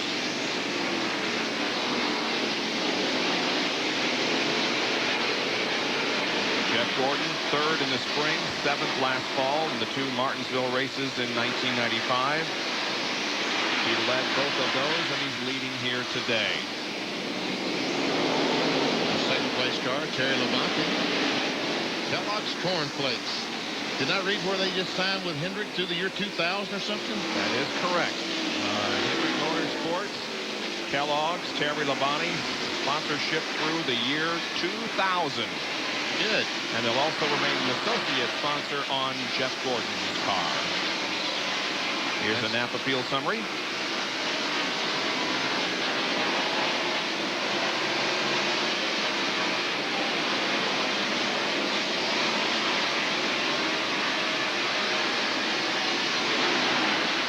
Gordon goes by, completes another lap. There goes Dale Earnhardt, our third place car. I tell you what, the 28 car of Ernie Irvin is just not that far behind. There he is. Looks like he might be gaining ever so slightly on Earnhardt. Yes, he is.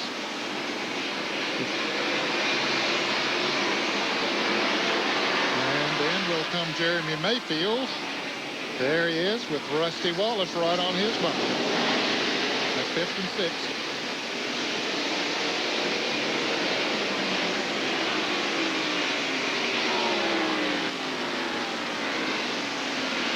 After Rusty, the next car is the 43 of Bobby Hamilton, the STP Pontiac. He's pretty far back behind them. He is the last car on the lead lap. 7 cars are on the lead lap now. John Kernan is with Hut Strickland. Well, Bob, you speculated a blown engine. Well, actually, another rear end gear burned up for Hut Strickland. Well, Scott, I don't really understand what you said. It's allowed here, but, you know, it's, I don't really know what happened. You know, I think we burned up a rear end gear or something there. It's just, you know, just one of them things. You know, I think a lot of guys having that trouble today for some reason, and I really don't understand why. But, you know, Circuit City Ford really felt good about it today. Got a little bit of problems in qualifying, but just wasn't meant to be. We'll have to come back together next week to Talladega. That's Hut Strickland. Bob, they're working to fix the rear end gear for the new gear end, getting back out there. Yeah, it is loud down here, guys. Yeah, I can tell. It's pretty noisy. Well, you're seeing an update on the NFL draft at the bottom of your screen. That coverage, of course, over on the Deuce. But we've only got about 170 laps to go in this one. I just saw Gardner-Webb go by, Gardner-Webb College, one of the draftees. Woody Fish, the coach for Gardner-Webb, is here at the racetrack today. Oh, yeah? He isn't watching the draft. He's watching the race today. How about that? So early to swim. We're still on record pace. Now, the track record here, not necessarily for this event, but the track record, 79.185 held by Cale Yarborough, which was set back in 1978. And we are almost a mile and a half an hour above the track record at the moment. That may be some of the answers as to why we're having hearing problems this afternoon, because it's the speed. I guess that they're running. These fellows are running faster than ever around this Martinsville Speedway. And not many cautions, so that grease would, rear end grease would have a little time to cool down. We've only had 4 cautions for a total of 23 laps. Jeff Gordon has now led 85 circuits.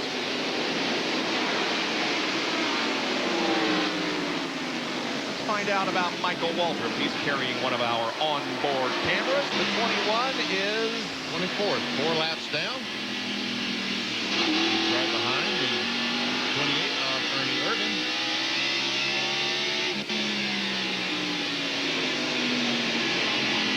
How about Mark Martin? He's currently 13th, just 1 lap down.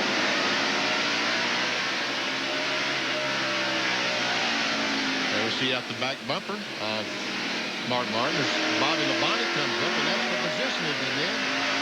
Yes, it is. Labonte is running in the 13th position and has passed Bill. Well, no, Bill Elliott passed Mark Martin. So anyway, yes, that is for position. Ted Musgrave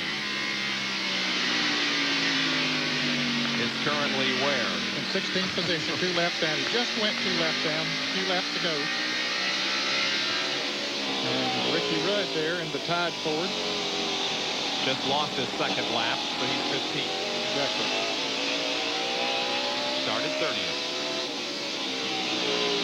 And our old buddy Stacy Compton is down in 28th position, 5 laps down after a 9th place start. But he's no danger of losing that 28th position because the next car behind him is Hutch Strickland, and he's in the pits, and he's right now 21 laps down, so Stacy's in good shape there. 6th place, Rusty Wallace. Look at Derek Cope with that new gear and new tires. Just blow by Rusty Wallace. And we understand that the 1 car is also possibly experiencing rear-end problems. Well, there is an unusual amount. We've talked about it for years and years here at Martinsville that you have a lot of gear problems, but then the technology had improved over the years as far as cooling was concerned, and better metal and better grease and all that, and we hadn't had that much of a problem, but hey, it's happening here today. But what's overheating is exactly in the center of the picture we're seeing right now. The round thing we see is the pulley for the pump that pumps the fluid from the gear up into a radiator to cool it off, and the gear sits behind that. It's the hogshead or the third member, that whole unit that goes in the back. But then I think the problem is right now is horsepower. Yeah. I mean, there's got more horsepower, and these guys nail the gasoline. They've got 725, 740 horsepower just trying to drive that gear apart, just try to drive it apart and break the teeth off and everything else. Builds up a tremendous amount of heat. That's hence the coolers for the radiators to try to cool the fluid, but evidently it's just not enough for the horsepower the cars have today. Well, how about the brake? This is Ricky Rudd. Still glowing pretty good. Yeah, but not as red as it could be if he was really standing on them. Yeah, if he was in the lead lap, those brakes would be redder than that. But right now, he says, hey, I'm a couple laps done. I need to finish this race as best I can. And that's exactly good. Watching the gears, you can tell. Watching the brakes, you can tell how easy he's going. Hey, there's the crush panels that you told us about a couple of weeks ago, BP. Yeah, you got a track talked about that. And those crush panels, that piece of aluminum with the lines to them, a roller does that. That's to keep the fumes from around the racetrack from coming up in the car with the driver, the heat and the fumes.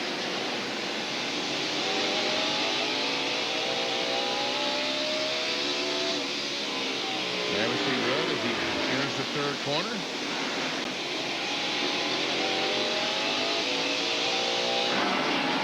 Here's the battle for 14th position. Mark Martin and Lake Speed. Lake is having a good run here today. He is having a good run. Mark Martin a moment ago about spun out down in 1 and 2. Dale Jarrett just had a problem coming off the turn 4. Has slowed dramatically here on the front straightaway. The points leader is very, very slow. You're right, Ned. And the right front brake, it looks like the brake problem on the right front. He had caught Ricky Craven, was running 9th, and Craven running in 8th place. Maybe he tried a little too hard to catch him. Wow, look at the camera in that right front wheel. We can see that the outside edge is not even touching the racetrack. Last year here at Martinsville, Dale had a 7th and a 10th. I'm going to guess that the gear might have come out as he came off of that turn because he's coasting. He doesn't have power to get back here. I saw some smoke, but you're right. That may be what it is. Well, it sounds like it's no brakes. Yeah, the crew comes out to try to get that car stopped, and they do. Well, if there goes the war wagon. Yep. If points were awarded right now, Dale Earnhardt would have the NASCAR Winston Cup points lead by 57, but there is a long way to go. As a matter of fact, Jared would fall to 3rd. And Terry Labonte is closing in on our leader, Jeff Gordon. So stay with us. We'll be right back for more action.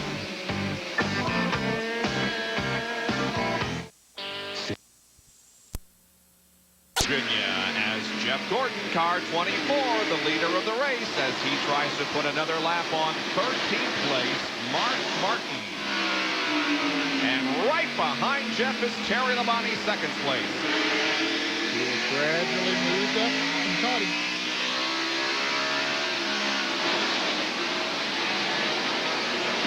And Mark trying his best to keep him going a lap down. But finally, Jeff gets by, and there goes Labonte.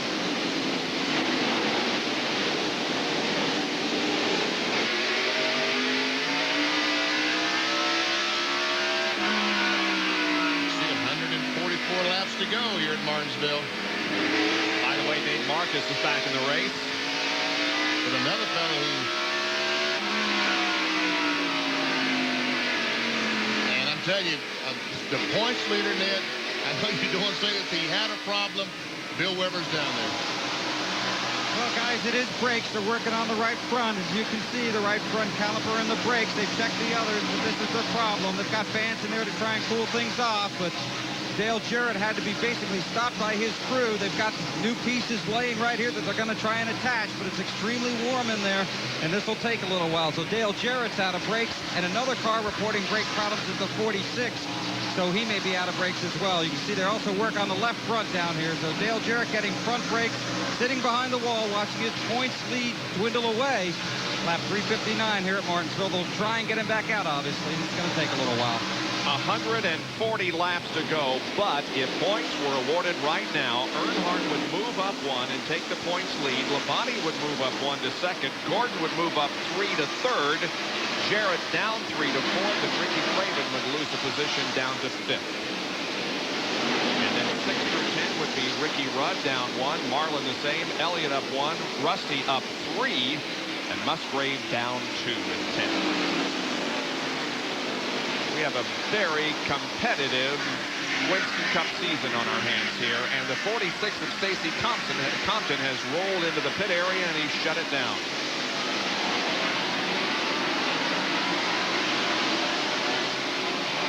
Meanwhile, on the racetrack, it's about a 1 or 2 car length separation. Now less than 1, Gordon and Labonte.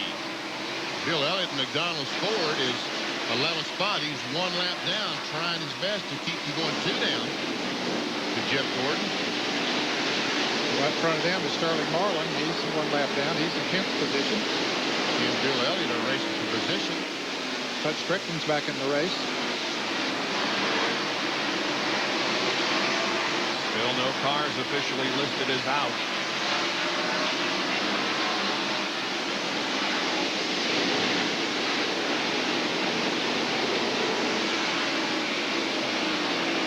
The 4 and the 94 are on the same lap, battling for position. Another AutoZone on-track interval. 4.9 seconds separated Jeff Gordon from third place Dale Earnhardt on the 358th lap. And by 362, Dale had reduced that number to 3.5. As now Earnhardt moves to the inside of Ricky Rudd.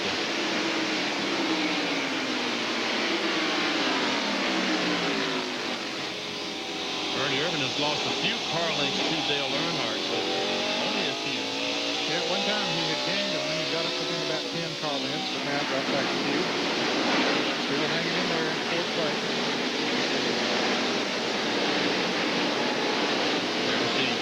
Jeff Gordon able to get by Bill Elliott. Labonte comes along as well. Now we'll have to go up and start working on Sterling Marlin. 3.2. So I'm sorry, Bobby. They're pushing Stacy Compton's car behind the wall. Oh, that was a tough stretch. Well, if he is out of the race, he sure put on a good show and has nothing to be ashamed of. And as you guys have indicated, went to school here at Martinsville today. Got some good experience. And did something that thousands and thousands of race drivers would like to do, is to qualify for a NASCAR Winston Cup race. Got that right. Now Gordon looking to put another lap on the 10th place car of Sterling Marlin.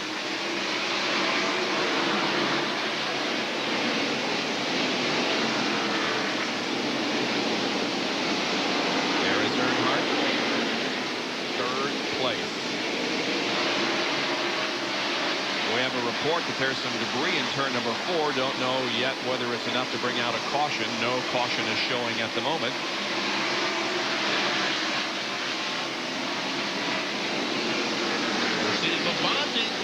try to look on the outside. There's the brake duct that's laying on the racetrack up by 3 and 4. Looks like it's just as they come out of the corner and is not in the groove. But meanwhile, Labonte's on the inside. There was some contact between Nemechek and Sterling Marlin right in front of the leaders. Well, Gordon now dives back to the inside. This is helping Dale Earnhardt catch up with these guys. And Ernie Irvin. And Mayfield. And let's give a call to Jeremy Mayfield. He is driven away from Rusty Wallace. Rusty, after he had that miscue in the pits, I don't know if it's the set of tires he has on as Ken Schrader comes down pit road in the Budweiser Chevrolet, but Rusty's car is definitely not being what it was before. Let's go to the pits and cover Ken Schrader's stop. Well, Schrader's struggling a little bit now. They've gone around to the right side and changed the right side tires. This team looking for a little bit of good luck. Hoping they were going to find it here today, but it's not. Around to the left side now to put on these Goodyear tires. This team has basically changed their pick through once again, trying to make sure it works out well, finding out who's got the best. 25 returns to the track. Now to Jerry Punch, who's with one of the heroes from qualifying. Stacy Compton sitting in his car, and Stacy, this has to be a special day to remember for you, even though you're not maybe not be able to finish. What's wrong with the car? Well, I think it was a little rookie mistake. You know, we had a good car. We had a good car early. Driver got to use a little bit too much braking. We burnt the brakes up. You know, we got good pedal. Just can't get the car to stop. We go down to the corner and it takes off. But you know, we'll be back. You know, we had a pretty good race. I mean, we got in the thing. You know, we wanted to finish. We got some seat time, but you know, we got this Chevrolet up front. You know, innovative machines, independent cable. It's awful good of them to come on the car. We'll come back. We'll get them. We'll get them next time we're back here. Hey, he's a great race driver, but you can tell he's a rookie. He had trouble remembering his sponsor during the interview, but he got it in there. Stacy Compton, 28 years of age, his first start today, guys. Hometown hero here in the Lynchburg, Virginia area. Has had quite a weekend.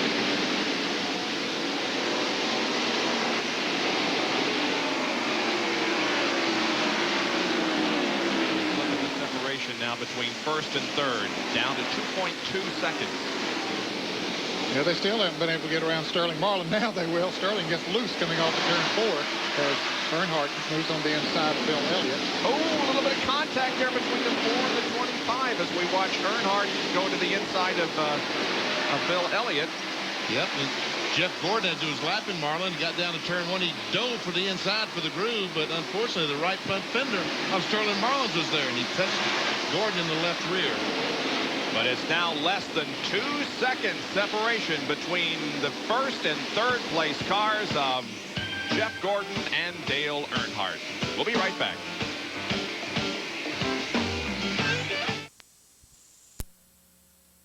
That run 100 laps. Here's how Terry Labonte took the lead down in turn 3. Dives on the inside of Gordon. Jeff tried to contest him through that corner, but he could not get the bite off the corner like Labonte did, and there's the lead. Rusty Wallace ran 100 laps. There we see Jeremy Mayfield after the pit stop comes back out right in front of the 5 car.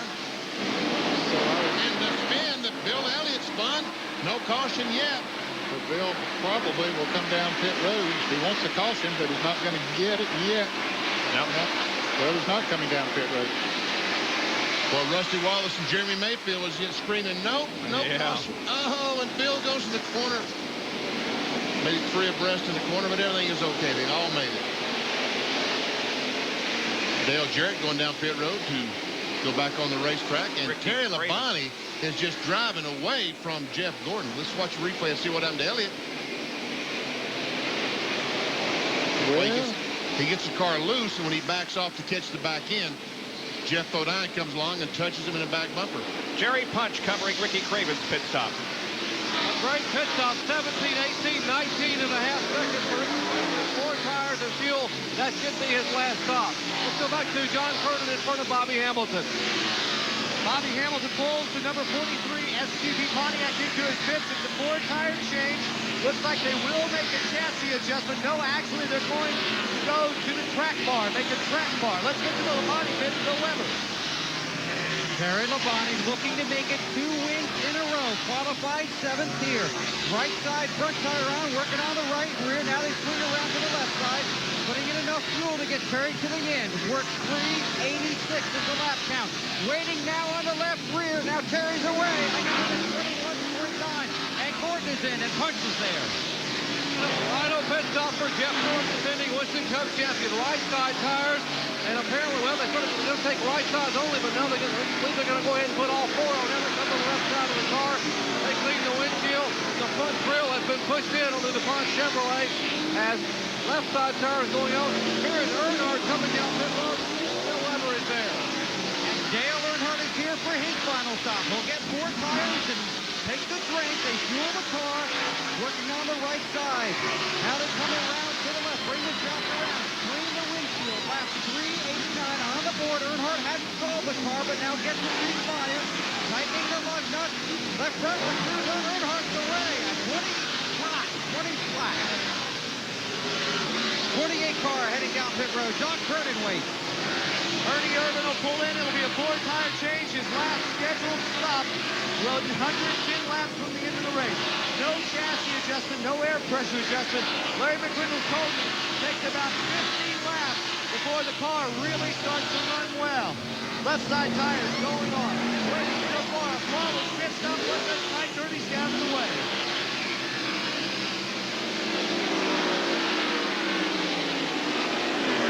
Coming back out onto the racetrack after his pit stop. By the way, the 33 car of Robert Presley is back behind the wall. There we see, here comes Earnhardt. Is Ernie Irvin going to stay in front of him? Yes, he is. And Bill has more on Dale Earnhardt.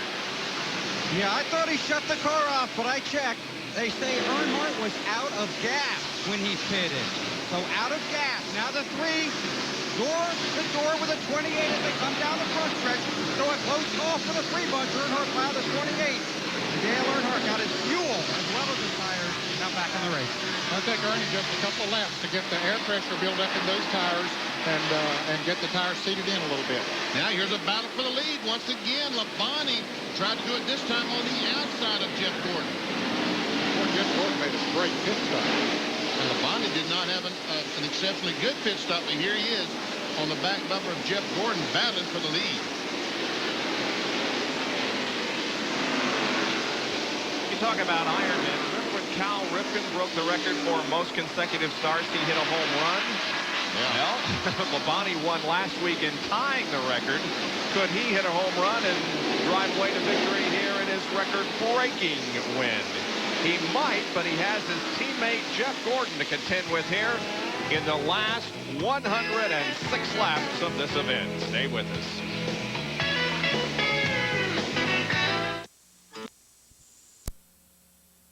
Martinsville, it's Jeff Gordon, Terry Labonte, and the 3rd member of Team Hendrick right in the middle of things here with Ken Schrader, although Ken is a lap down in 9th. And Schrader just lost a spot to Ricky Craven in the 41 car. So now Schrader goes 2 laps down. Ricky Craven is in a lap by himself at the moment. He's the only driver that is 1 lap down, but the leader is bearing down on him. They're lined up in a row, 3 Team Hendrick cars. Rick Hendrick's first victory was here at Martinsville. You remember who gave him that? Jeff Godin, I guess. Very good. Okay. So Jeff was his first driver when he came in.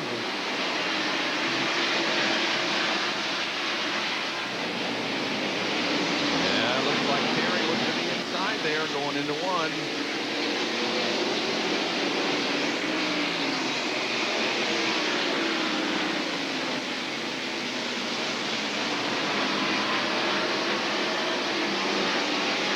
Here's a Napa Field summary. Look for your favorite driver. See where he's running at the moment. And Labonte goes back into the lead. Man, oh man. Well, I tell you what, has Terry Labonte and Gary Dehart been doing the job in 1996? Wow. They sure have. Last week, Terry had the highest payday in his Winston Cup career, winning $229,000, which put him over the $11 million mark in career earnings. Of course, that check last week was helped substantially by the Unical bonus money that he won. But what a great year he is having.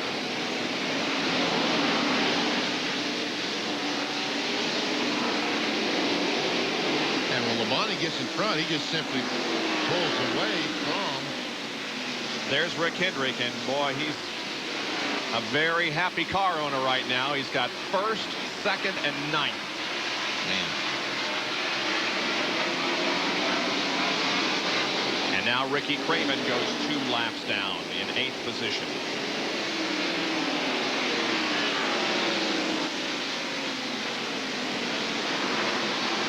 Bill Elliott about to go 3 laps down in 16th. We're still on record pace as far as speed is concerned here at Martinsville. It's been a fast race. Here's Jeremy Mayfield, the 5th place car, and Bill has more on this great run. Well, Jeremy Mayfield's having a great day. His car owner, Cale Yarborough, is sitting above the war wagon with a big smile on his face the last few laps. And last time Jeremy went by, I looked real close, and he's got a big smile, too. He finished 16th here last spring and 16th here last fall. He qualified 16th for this race, but he's running 5th. He said this is the same car they've run well with at Loudon, and they really think their short track program and their short track motors are really coming together. Now, Tony Furr put a very low gear in this car to help Jeremy save his race.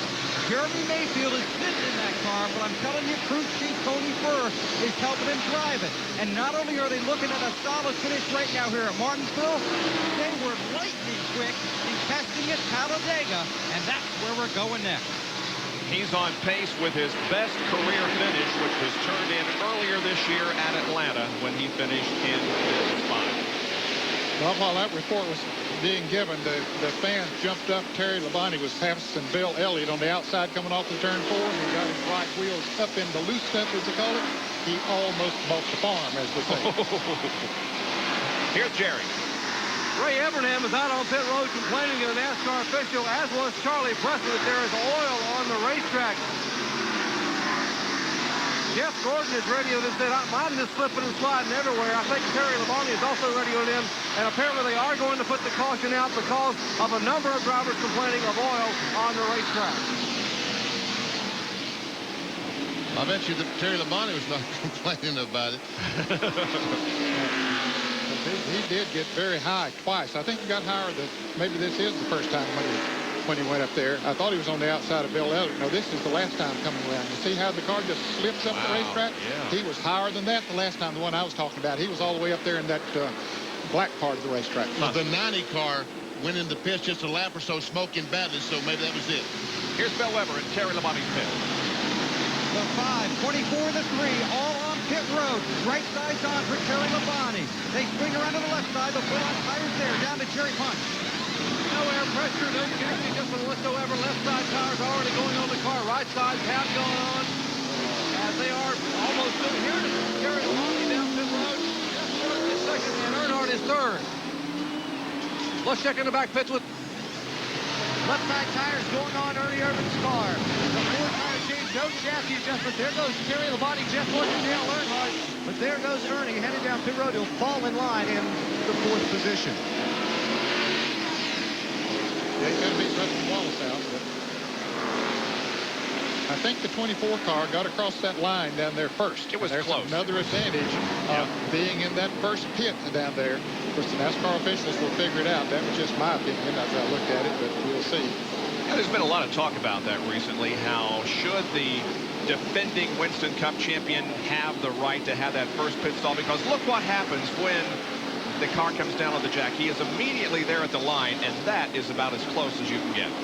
Man, that is about as close as you get, isn't it? NASCAR will have to call that one. Who got out first? Was it Labonte or Jeff Gordon? They'll make that decision, and while they do, we'll take a break and be back with more from Martinsville, Virginia.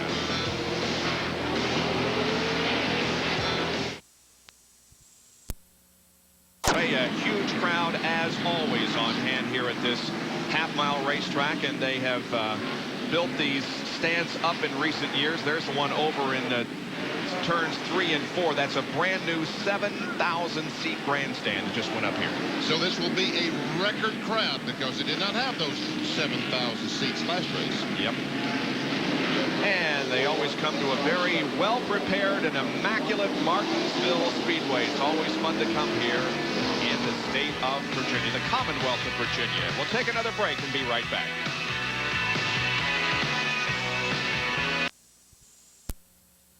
On the field from the Pontiac pace car, you can see how NASCAR has determined the lineup. It's Jeff Gordon in front of Terry Labonte, and the third Hendrick car is on the right. That's Ken Schrader, and he's 2 laps down in 8th.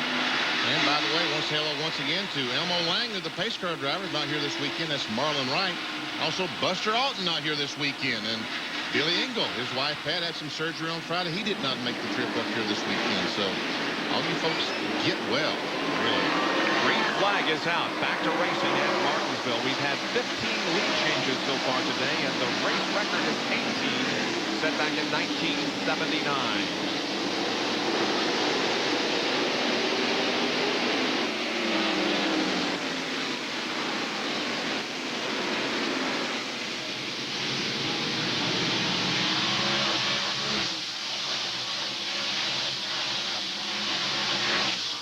Bobby Hamilton has a problem in the STP Pontiac. Car just didn't take off real good for him. Almost all the field has passed him by. He's running in 7th place, 1 lap down. He had just gone a lap down right before that caution was thrown. Well, we're looking at the 98 car of Jeremy Mayfield. He's our 6th place car. Coming out of turn 2, Benny, he got a little bit loose, a little sideways. Lap ago. Terry Labonte coming off turn 2 that time, looked underneath the 24 car of Gordon, and he's looking under it again. I think Jeff Gordon's trying to stay off the bottom of the racetrack. Evidently, he still feels there's some oil or something down there.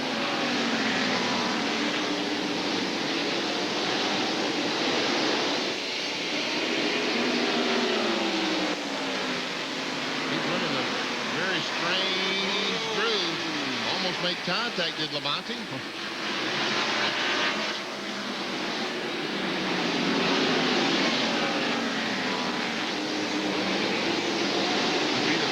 The spotter for Jeff Gordon said, look, there's some oil down there. Be careful on the bottom because he's running higher than he normally does.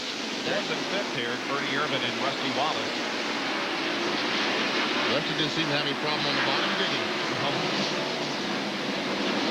Labonte still trying to get inside of Terry Labonte. Jeff has led 159 laps. Rusty led 150 earlier. So right now, Gordon has led the most. Now, if Dale Earnhardt can come up here and win this race, he'd pick up, what, $60,000, I believe it is, bonus from Winston. Right. As a result, he would be the points leader. And 10,000 a race added on to it. It hasn't been won since he won it at Rockingham. Labonte is right there. He sure is. He dives down to the inside.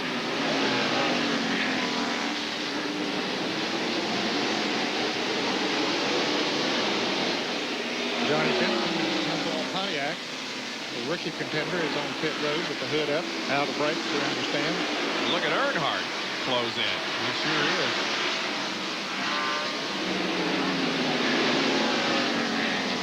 Now Gordon has moved back down to the preferred line here at Martinsville Speedway, right up against the curbing on the inside of the racetrack. The 3 Chevrolets battling for it up front, and there are 3 Fords battling for 4th, 5th, and 6th just behind them. And by the way, we haven't mentioned this on our broadcast, although Dave Despain mentioned it on NASCAR Today on the Deuce earlier. NASCAR did announce a modification today, good on all tracks a mile or longer, except Daytona, Talladega, and the road courses. A reduction of an additional ½ inch in the rear portion roof line on the Thunderbirds. What that means is that the Thunderbird, the front of the roof will stay intact. Behind the windshield, that will stay there. They'll cut the B post, the C post, and just drop the back of the roof down ½ inch. They'll do that by checking the ½ inch on the spoiler, on the template they use across the center of the car. and they'll allow them 1/2 inch where the rear window meets the roof. That goes into effect at Charlotte with the Winston Select. Yep, on May 17th and 18th. There's those 3 Fords that are batting for 4th, 5th, and 6th. Ernie Irvin, Rusty Wallace, and Jeremy Mayfield. John Benson goes back out on the track.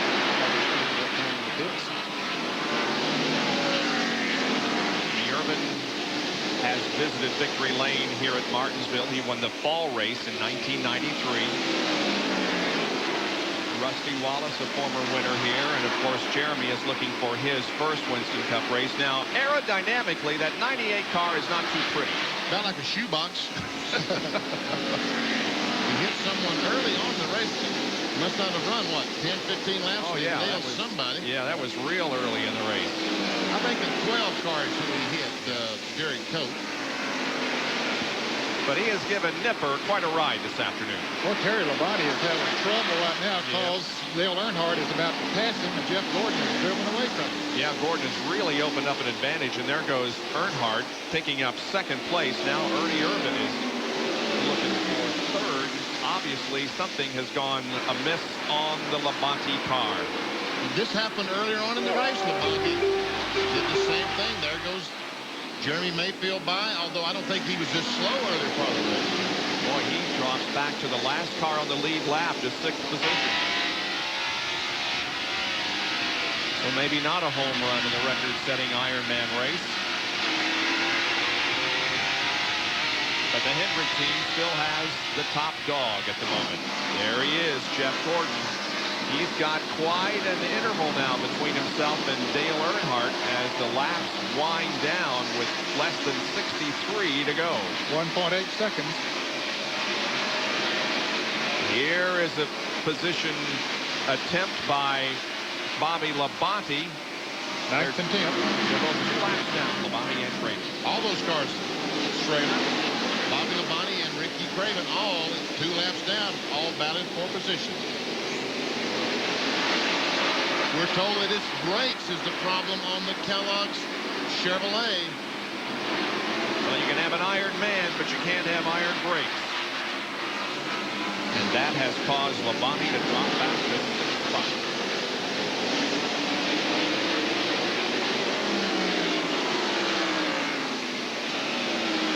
Look at Ernie Irvin close up on the back bumper of Dale Earnhardt.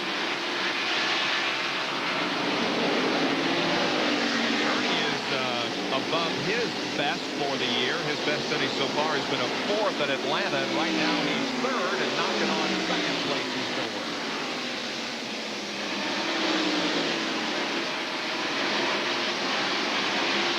"59 laps to go here at Martinsville. It's still Jeff Gordon up front with Earnhardt, Ernie Irvin, Rusty Wallace, and Jeremy Mayfield, the top 5.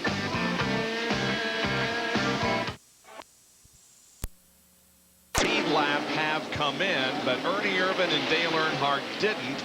Mark Martin came in and appeared to have no brakes. Terry Labonte just now going out of the pits. And we'll see how they came in now. You see Earnhardt stays on the racetrack, and Ernie Irvin is pitting on the backstretch. Is he going to pit? We'll tell you in just a minute. Here all the cars on the lead lap come in. And Terry Labonte, they will raise the hood on his car and try to repair the fixed problem. Jerry is in Mark Martin's pit.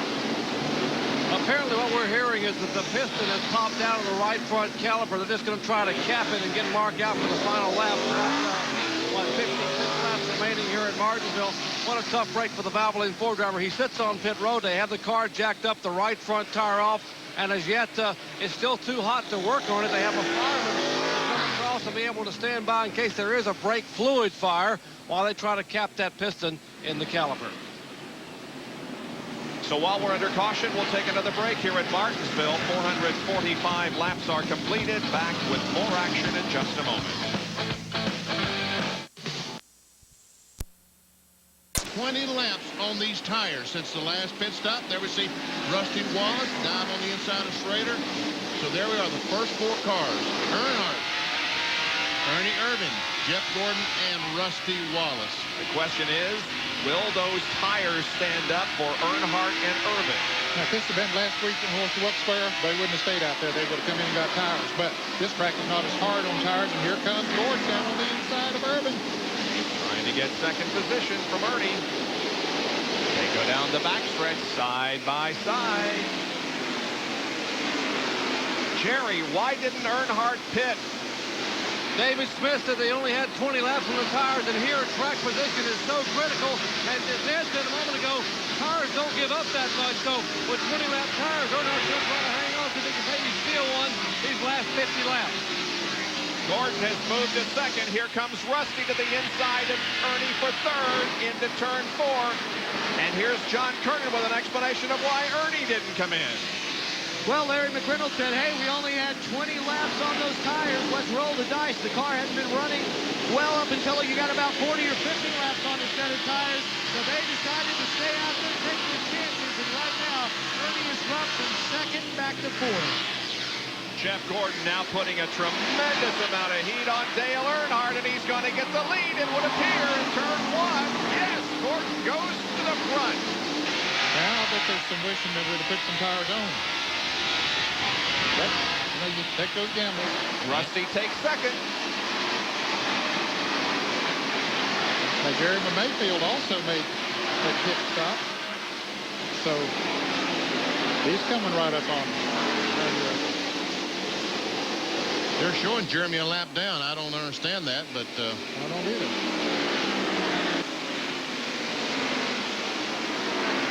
Terry Labonte is back out running slow on the racetrack.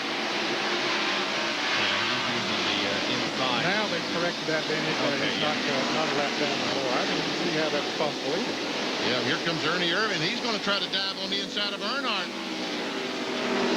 And he does it. And Labonte going back in the pits or coming out of the pits or something. I think he's just running that inside lane. He doesn't have any brakes, and he's just running that. Well, he's coming back in now. Just mention that, Benny.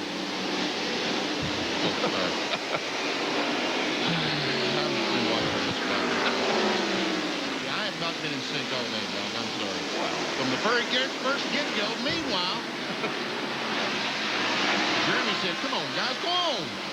How we ever get to front if you don't go on? Yeah, because those front two cars, Gordon and Wallace, are running away from these guys while they battle back here. Oh, some contact between the 3 and 98. But Mayfield gets the spot. He's up to fourth. So far. Well, I spoke too soon. I misspoke again. Now,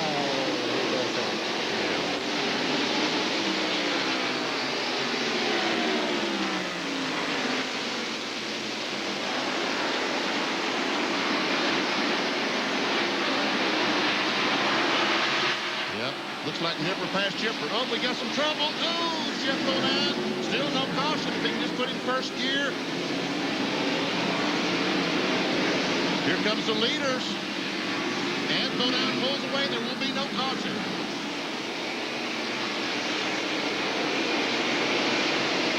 There's a few guys that would like to have seen a caution right then. Namely, Earnhardt at least. Yes. Because he would have nothing to lose to come into the pits now and put tires on his car. Here's Wallace trying to go for the lead as we watch what happened up there. Sure. And there you see the 16 car of Musgrave gets in the back of the 7 car. Rusty Wallace didn't make that pass, folks. While we watch that.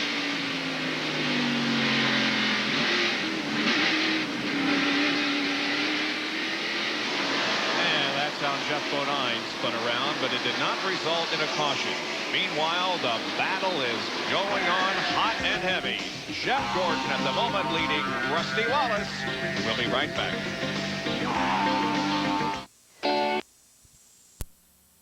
Laps of the Goody's headache powder 500 from Martinsville Speedway in Virginia. There is the leader, Jeff Gordon, car 24. Second place, Rusty Wallace in car 2. If points were awarded right now, Earnhardt would move up 1 position to the points lead. Gordon would gain 4 positions. Wow. Dale Jarrett down 2, and Craven and Rudd would stay the same. But Jeff Gordon would be 66 points out of the points lead. And look at the increase that Rusty would make.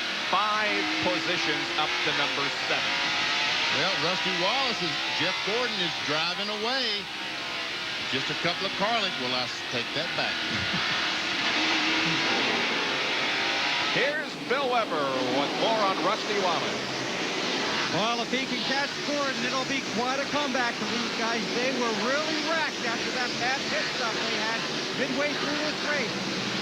And they actually last 24 hours has been that good for them. Going home last night, Robin Pemberton and a couple of other of these two guys were involved in a pretty vicious automobile accident. No one was injured, but it was a very frightening moment. So they had a tough evening, had a good start, then had trouble in the middle of the day. And now they're hoping for a remarkable finish in a track that has been very, very good to Rusty Wallace. Down pit road is Dr. Jerry Fox. And remember, this run for Rusty Wallace actually started last Sunday night when this car was crushed with 26 laps to go at no fork spot. They called the race shop. They called the guys at home. They said, meet us at the race shop at 7 o'clock Sunday night. They took that crumpled car back to Penske House Racing. The crew disassembled the car Sunday night. Monday morning it was on the surface plate. Tuesday morning it was in the fab shop. Wednesday morning it was in the body shop. And Thursday afternoon it was loaded to bring to Martinsville. So you got to give Gary Brooks and the Penske House crew quite a hand. They worked around the clock to get Ronnie back together and bring it to Martinsville. Nobody has won a spring race here at Martinsville besides Rusty Wallace since 1992. He has won in 93, 94, 95. He's second and looking for the lead from Jeff Gordon. He's challenging once again. Oh, he hit the curb that time. And see what it cost him? Just that little bit of a slip cost him at least 3 car lengths. Jeff Gordon has just clinched the 5 bonus points for leading the most laps. And here's another battle, 2 laps down for 7th position, Bobby Labonte in car number 18 and Ken Schrader in 25. Well, John Wilson, the engine builder on the 18 car, told me this morning they were not running very good, but he said we might surprise ourselves. I think if they go home with an 8th place, they would be pleasantly surprised. Yep, he's battling for 7th. So that would be even better. He'd be more surprised at that, wouldn't he?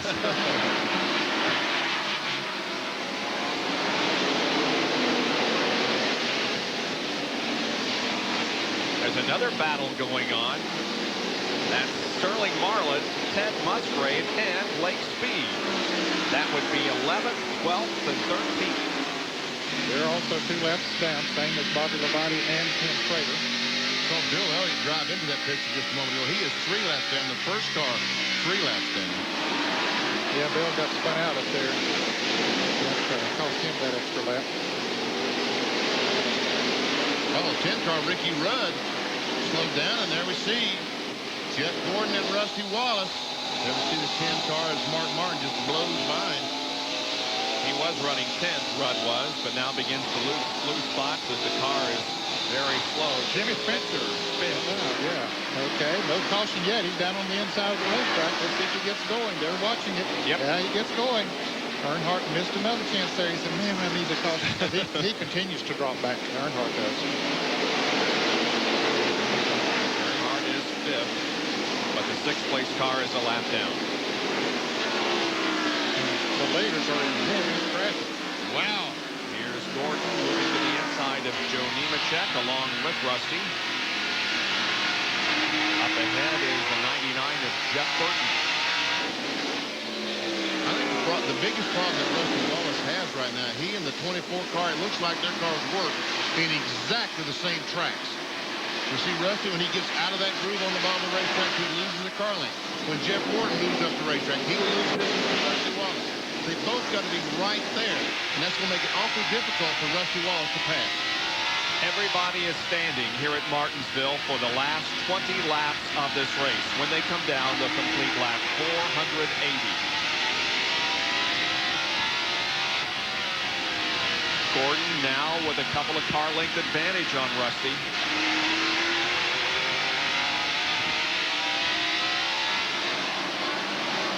Our Western Auto Mechanic of the Race award goes to Larry McReynolds from Ernie Irvin's team.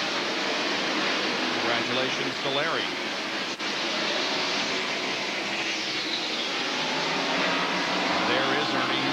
third spot and having a great day. Started 34th. Didn't you say, Ned? He started 34th? Started with on a provisional. And 34th position. You see the leaders once again. You know, there's a muffler coming, AP Exhaust, that has an award for the most positions gained. Ernie Irvin will win that today, hands down. Yeah, he's pretty much cinched that one. I think he won it at Atlanta, too. He started back at about 36 in the fourth career. Yep. Again, this will be Ernie's best finish in the third if he does hang on to that spot this year. Looks like Gordon right now. Seems as though he's put a car length on Rusty. Jeff Gordon's best finish here came in this race last year. He finished third. He's never won. Rusty has visited victory lane 5 times before, 3 in this race, 2 in the fall event. Ricky Rudd, once again, very, very slow. I guess he's out of brakes. Oh, Rusty's not too far behind right now. And Jerry Punch has a report. We told you how Rusty's crew had come back from last week. Well, Jeff Gordon's crew had this same race car here at Martinsville the week after Bristol, and the rear brakes locked up, and they just went almost head on to the turn 3, destroyed the front of the car. It had to be rebuilt prior to taking it to Wilkesboro, where it finished second, and it's made a pretty good comeback from a crash 3 weeks ago here at Martinsville. There's Robin Pemberton watching his driver, Rusty Wallace, try to chase down and pass Jeff Gordon. There's some traffic that Rusty may use, be able to utilize to get by Jeff Gordon. That will be the 12 car. Guys, I believe Ernie Irvin is gaining on these guys now. He's still about 2.5 seconds behind, but he has moved in closer than he was. But the laps are running out. 12 to go now as they cross the line. John Kerman has more on Ernie Irvin. As we've seen with Ernie Irvin, the car really picks up after they've got about 60 laps. But you got to give Larry McReynolds and his crew a really good call, because today, this morning, they were the last car through technical inspection. There goes Rusty Wallace as he makes a bid for the lead against Jeff Gordon. These guys changed everything but the motor. Now has the lead, just 11 laps to go. Man, oh man. It was a nice move going down the backstretch and into turn number 3. He got the position on the inside and made a nice clean pass on Jeff Gordon to put Rusty Wallace up front with now 10 laps to go.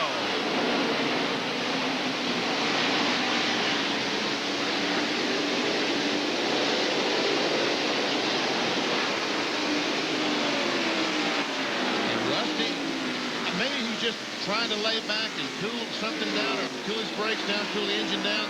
He would fall back a couple of car lengths, but right now he is definitely driving away. John Kernan, what was the go ahead and finish your comment? Before we so rudely interrupted. Yes. I knew something was going on because everybody jumped up back here. No, what they told me this morning, in a nutshell, they changed everything on that car but the engine and the driver.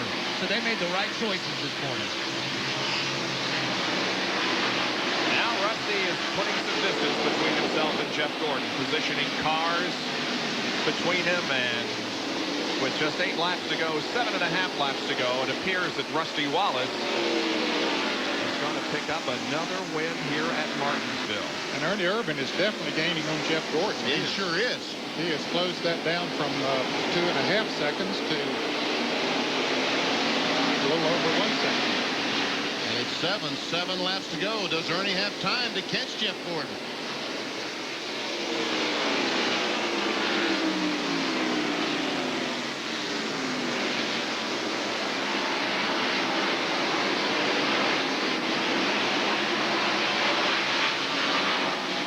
There we see Jeff Gordon and Ernie Irvin. Rusty Wallace just continues to pull away from Gordon.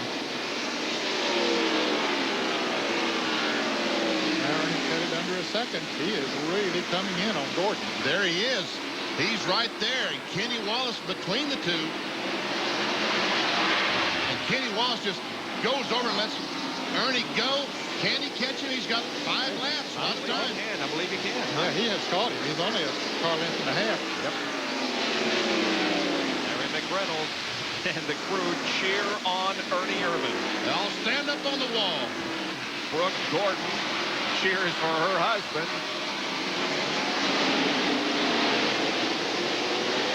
Now let's see how Ernie handles this off the corner onto the backstretch. He got a run and he's going to pass. Yes. He does it. Ernie Irvan goes to they get together. Gets a little bump from Jeff Gordon. I started to say that bump might be enough for Jeremy Mayfield to catch the 24 car of Jeff Gordon, but I doubt it with only 2.5 laps to go. Nevertheless, the Texaco Haviland crew is very happy. You think he had just taken the lead instead of second position. But Ernie Irvan grew to his best performance of 1996. There is the leader, however, Rusty Wallace, who has not won a NASCAR Winston Cup race in the last 15 events. His last win was at Richmond last fall. And the white flag comes out for Rusty Wallace. Oh, the 41 car spins. Ricky Craven. Here comes Rusty. No caution. And Ricky gets the car going again. Does a nice 360, keeps going. We're on the final lap. Rusty Wallace is just behind Ricky Craven. Here comes Rusty off of corner number 4. And Rusty Wallace wins his first event of 1996. His 43rd career win and his 19th short track event. And here's Bill Weber with Randy Pemberton. Well, Robin, he's talking to his driver. Congratulations. I was waiting for something to fall out of the sky and hit you, but it didn't happen. I didn't even hear you. The pit crew, you know, we had a little problem early on, but they've done a great job as usual. That son of a gun right there can work on the race car. I'm telling you, he's great. I said I was waiting for something to fall out of the sky and hit you, like you said last week. Oh, yeah, like I had a truck run in front of me yesterday on the way home, and something fell out of the sky last week. This is really good. What a way to go. Ty and the King, too, man. 2 of my best guys. Robin Pemberton and Rusty Wallace and the Miller boys going to victory lane. And Ford wins its second race of 1996 after 6 straight Chevy victories. Back to talk with Rusty in just a moment.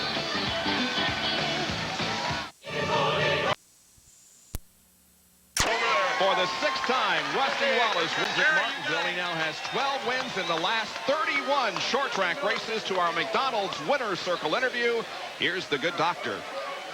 Rusty, you're making a habit of this in Martinsville, 4 in a row here in the spring. Well, I wanted to break the record. We did it today. Labonte broke Petty's 514 start. We broke the 4 in a row record. It was great. Just got the car right at the very end. It was not too girly. We got to fix it finally. You guys got to be awfully proud of these guys who started Sunday night putting Ronnie back together after Wilkesboro. They did a good job. My hands off to them. They worked the rear off, and I drove it hard. Got a little warm out there. I got a little tired, but I'd like to thank Miller Brewing Company, Goodyear Tires, Fleetwood, Meade, all the guys out there did a hell of a job. I mean, all our sponsors, wonderful deal, and Bosch, all of them. It was a neat deal today. Ford Motor Company finally got their first win. You were chasing Gordon. I heard Robin Pemberton tell you there's 15 to go. Go after him. Did you think you were going to be able to get by him? You thought it might be a little tougher? I think he was stronger earlier in the race than he was at the end. I think something went wrong with him. He started slowing up or losing the brakes or something, but I was really killing him off the corner, and that's where my car was weak all day long. I finally got the turn good. It worked out. Rusty Wallace becomes the 5th different winner in 1996. Congratulations to Rusty Wallace, 42nd career win, 4 straight in the spring race. Here's Bill Weber with the new points leader. And Dale Earnhardt is leading the points. You took a gamble here. You guys decided not to pit, Dale. Yeah, well, the 28 faked us, and he's pitting on the back straightaway. Of course, he didn't pit either, and he ran second. But all their car got real loose after that, and we just sort of survived. I'm glad there wasn't any more cars in the lead lap than what they were, so we ended up 5th, and the points is looking okay, so we just got to start beating that 24, son. He's beat us the last several races. We got to start beating him. Dale Earnhardt, 5th on the race and 1st in points.